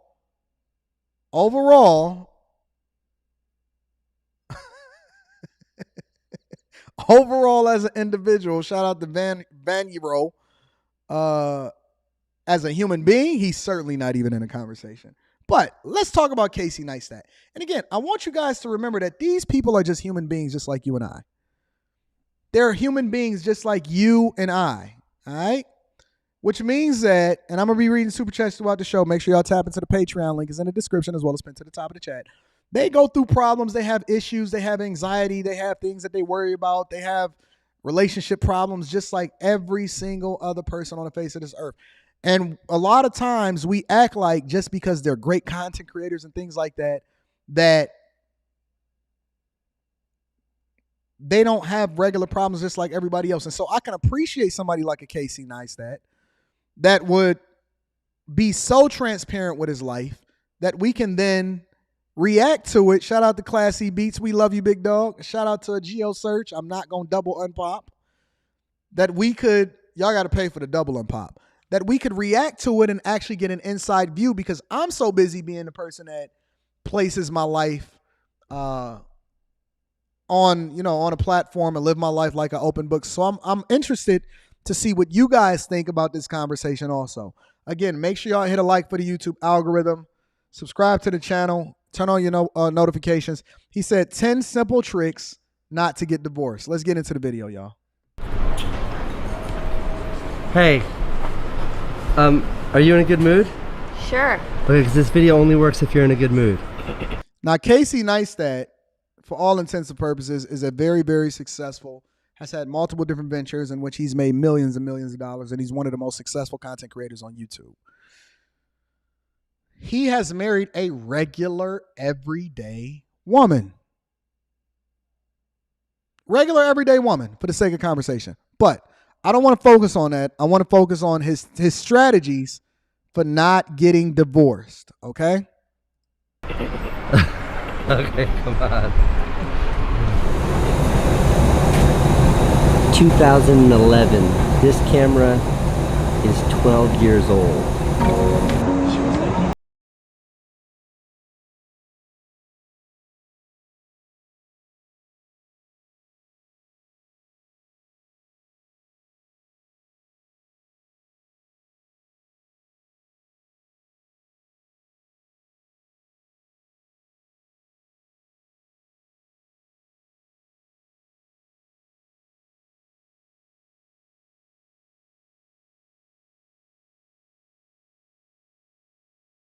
Okay.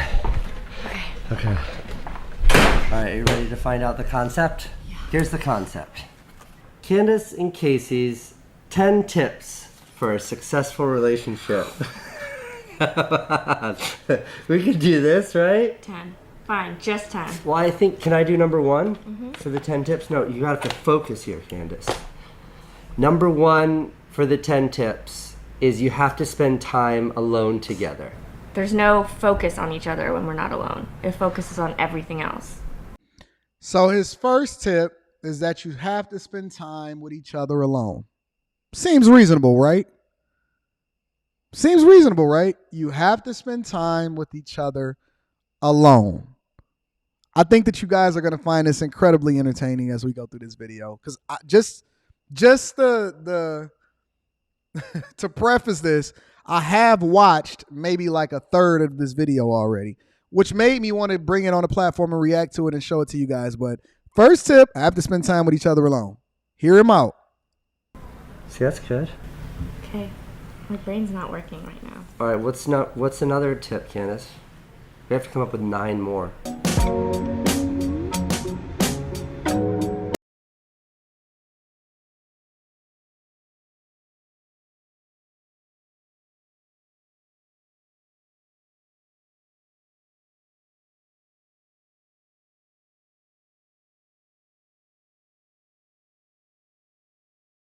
Not thinking that all the things that were charming when you first met are not still charming. Maybe that's one. I think that counts. So like the things that you think are cute with me, you still think are cute. You're not like, oh my God, that. I still. Not thinking things that are not charming are still charming in a relationship. So the things that you met her for is no longer the things that you still think is charming about her, even though she might have put on weight, even though she might have had some kids, even though y'all have changed, even though y'all have had different experiences. The things that you liked when you was 20 is completely different than you are when you're 30. The things that you like when you're 30 is completely different than the things that you like now. She's saying not thinking that things are still charming that you used to think is charming. It gets better. I think you're cute. 7 more tips. You didn't tell me that this was like a test. I've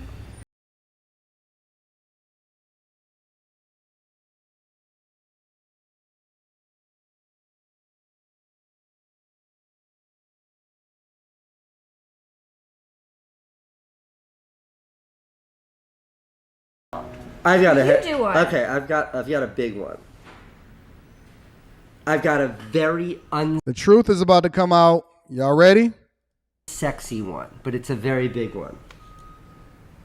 You have to be patient.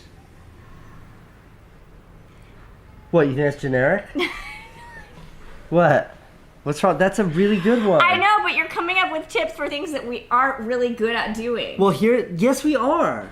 Leave it to a woman to tell the truth and to blow it up and talk about what the real issues is. Now watch this. You think we're patient with each other? No, we almost got divorced 7 months ago.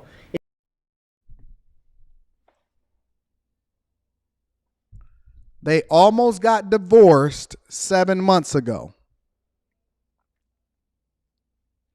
They almost got divorced 7 months ago, meaning what you see on the outside is not necessarily a reflection of what it is that's really happening on the inside.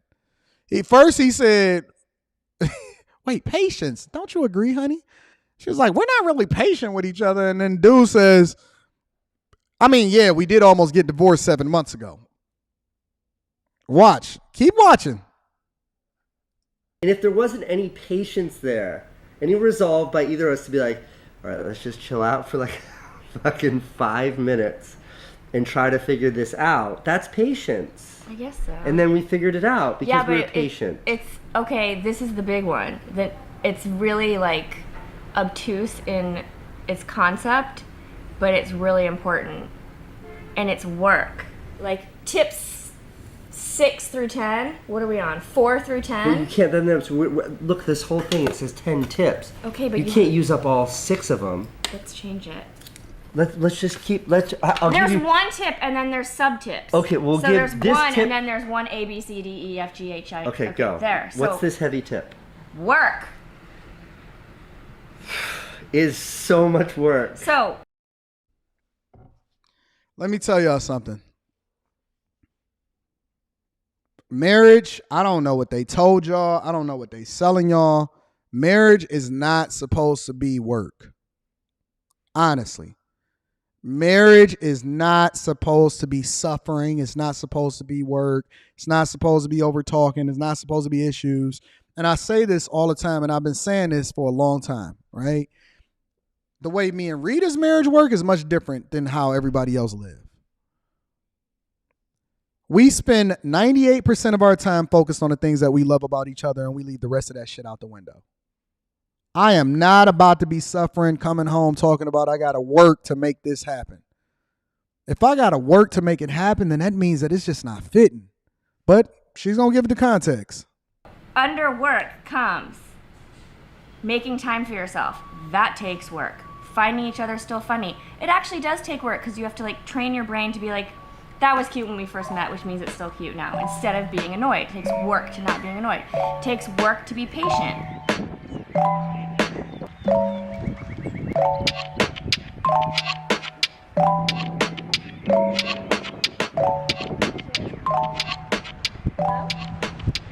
It takes work to find a therapist so that you don't get divorced. It takes work. We go to marriage counseling, and I think people who don't understand therapy or have never experienced therapy, they think of it as like this heavy thing. This is what marriage counseling is. It's fighting with a referee who's smarter than both of you, right? And then you... Fuck that. Shout out to my dog, Anthony Brian Logan, in the building. Yo, this is the primary reason why y'all need to pick and choose what it is that you share on the internet. And I know, listen, Casey Neistat is one of my favorite content creators, but let's just be real and let's be honest, yo. First, they said that they almost got divorced 7 months ago. Now they saying how much work it is to be married. Then they say that they had to get a therapist so that they fight and have a referee in between them because of somebody that's smarter than them. This went downhill fast. So all of the happy music, the bling, bling, bling, bling, all of that, that's just the soundtrack that's getting added afterwards. The laugh track that gets added afterwards.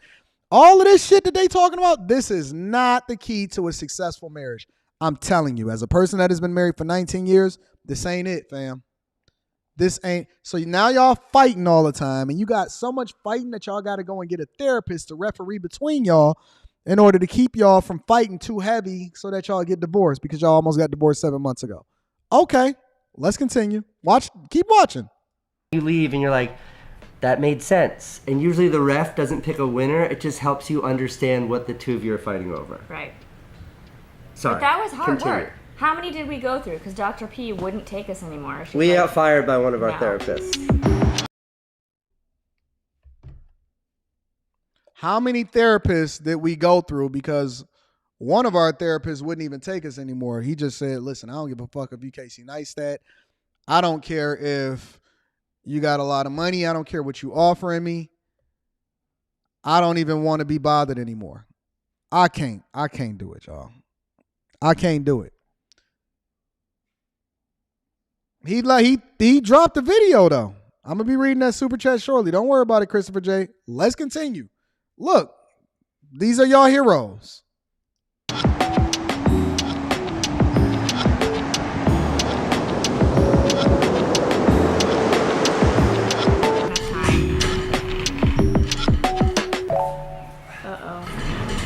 No, I just think this should get its own card.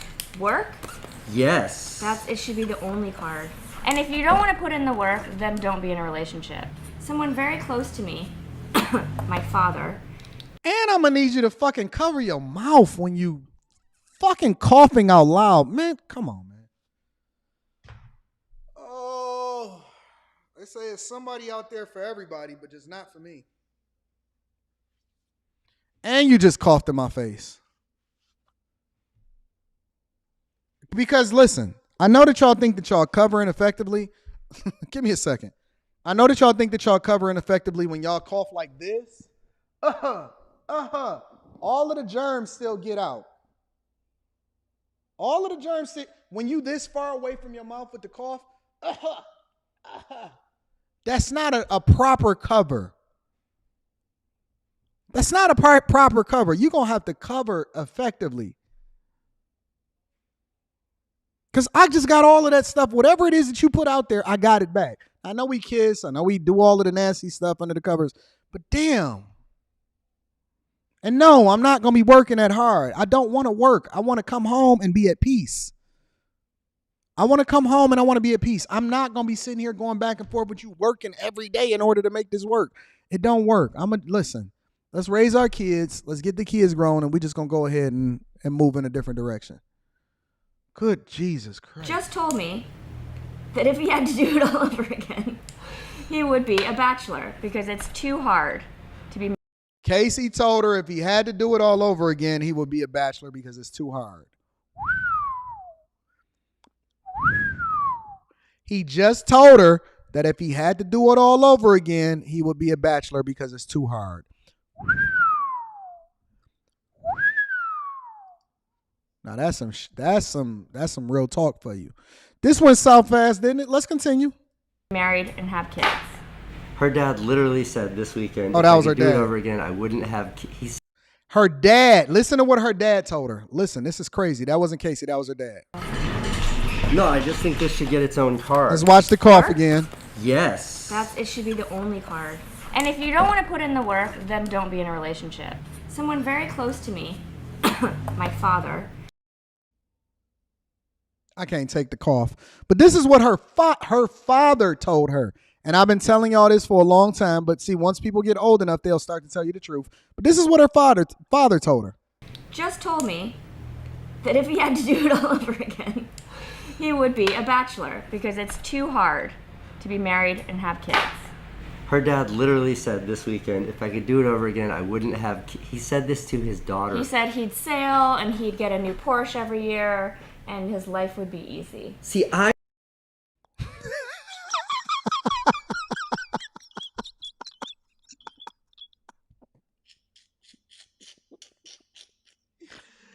Oh, listen. I said this a while ago, and I said guys are not honest with themselves, and they continue to live in this space where they act like their kids is the primary reason why it's okay for them to stay in bad relationships because they justify the idea of how they get treated by saying that the kids are worth it. When you get to a point in your life, like older people, and they don't give a fuck, I'm going to be reading that super chat in shortly. When you get to a point where your parents get old enough, they will tell you the truth.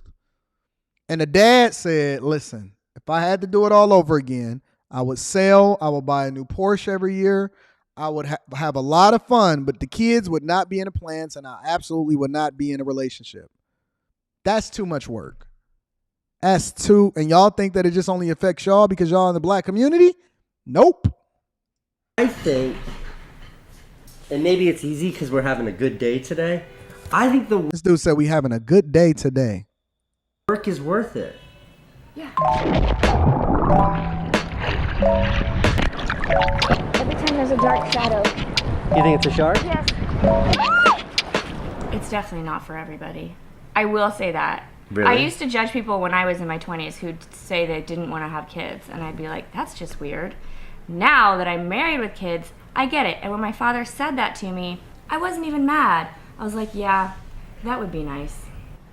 I do. And she just low-key throw him under the bus. She said now that she's married with kids, when his father said that he wouldn't even have kids and would just buy a new Porsche every year and go sailing all the time and enjoy his life, her reply was not to get mad or bothered by it, because I seen a lot of y'all in the chat say, oh man, that's a horrible thing to say to your kids. No, you don't really understand. Kids get it. Now that she's married and have kids, she said right in front of Casey, yeah, that would be nice. She said right in front of his face, yes, that would be nice. To be single, not have kids, be able to go and live her life, and not be married and in a relationship. That's crazy. On camera. And he left it in once he went through the editing process. That's some real shit. Shout out to Casey Neistat. That's some real stuff. But that is the craziest thing that I've heard a woman say to a man since I was on Fight Club this past weekend. She said, yeah, that would be nice. Jesus Christ. I think this thing that I've made a video about before. And he just glossed over it like he didn't hear it. Is so critical. Is this a Venn diagram? Yeah. Yes, it is. See? Cute. Still cute. I think this is so critical. And when I speak with friends who are married and they're having strife, I attribute it to a lack of respect for this, which is, I've explained this to you before, Candace, but this is me maintaining my sense of self. That's and horrible. My work and my friend, like my own life. That is horrible. You with your own life, and then together we share this relationship. That's horrible. And where it gets troublesome is when it becomes like one sort of relationship, messy circle, and you give up your sense of self, and I give up my sense of self, and you sacrifice that for the relationship. I think that is extremely detrimental. But this requires... That's probably why he takes so many trips back to New York by himself. A lot of this. I'm not doing it. Yeah. Let me watch. I haven't watched any of this part, so let me watch a little bit more and see what's happening. I'm not doing it, y'all. Tip number 8. That had to be 5 in there. Maybe, yeah. Tip number 8. This is so much pressure. It's just like a quiz. Okay, I have a tip. Respect each other's pet peeves. You cannot internalize it when someone doesn't like it when you leave your underwear on the floor. This is dumb. Let me get this off my fucking screen. This is stupid. This is stupid. Honestly. Be careful. I know a lot of y'all want to get coaching, and y'all think that just because they got money or they rich or they your favorite celebrity that's supposed to justify how it is that they... Listen, these people out here is fucked up. And again, I love Casey Neistat. I think that he is one of the most creative people on earth. But just because he's able to be one of the most creative people on earth does not mean that these people should be able to give you advice on how it is that you should be living your life in a marriage or a relationship or with kids or any of that other type of stuff. This is stupid. It's 100% stupid. So shout out to Casey Neistat. Got to give him some respect for being transparent in his life. But that junk was stupid as piss. Shout out to Levi Apparel. Says, bro, does he have any lips at all? No. Shout out to you. Shout out to Chris. Says, I don't think Casey thought this concept all the way through. Then again, he might be a genius. Either way, some things are not meant for YouTube. I agree with you. Brock don't want to pop. He says, I'm sorry. That's for you, Brock. Brock says, I heard an old man tell his old lady, woman, you mess everything up. You can't even F up a wet dream. You can even F up a wet dream. She definitely fits the build. Y'all wild. Cliff is in the building. Oh, I'm sorry. The Big Podcast is in the building. Says, why do these men insist on getting with bossy masculine women? Shaking my head. I don't know. I have no clue whatsoever. It is so insane to me. I couldn't deal with it. I couldn't deal with it at all. Cliff says, F therapy. If me and my woman have a problem, we talking about it. Not Dr. Phil, not the homies, and definitely not the girls. We keeping that money. You know what I'm saying? Shout out to Cliff and my people up there in Canada. Shout out to Time Out. Her father said, happy wife, happy life. Nah, his father said, I wouldn't be involved in this nonsense if I had to do it all over again. I went out here and messed up the bag. That's what the father said. Shout out to shout out to bro father. Mary Alazzo with the 10 ball says marriage is about commitment through thick and thin, in sickness and in health, rain and shine. Women do need to follow their man's lead. When they do, their life is much easier. You summarized it beautifully and perfectly. Shout out to you.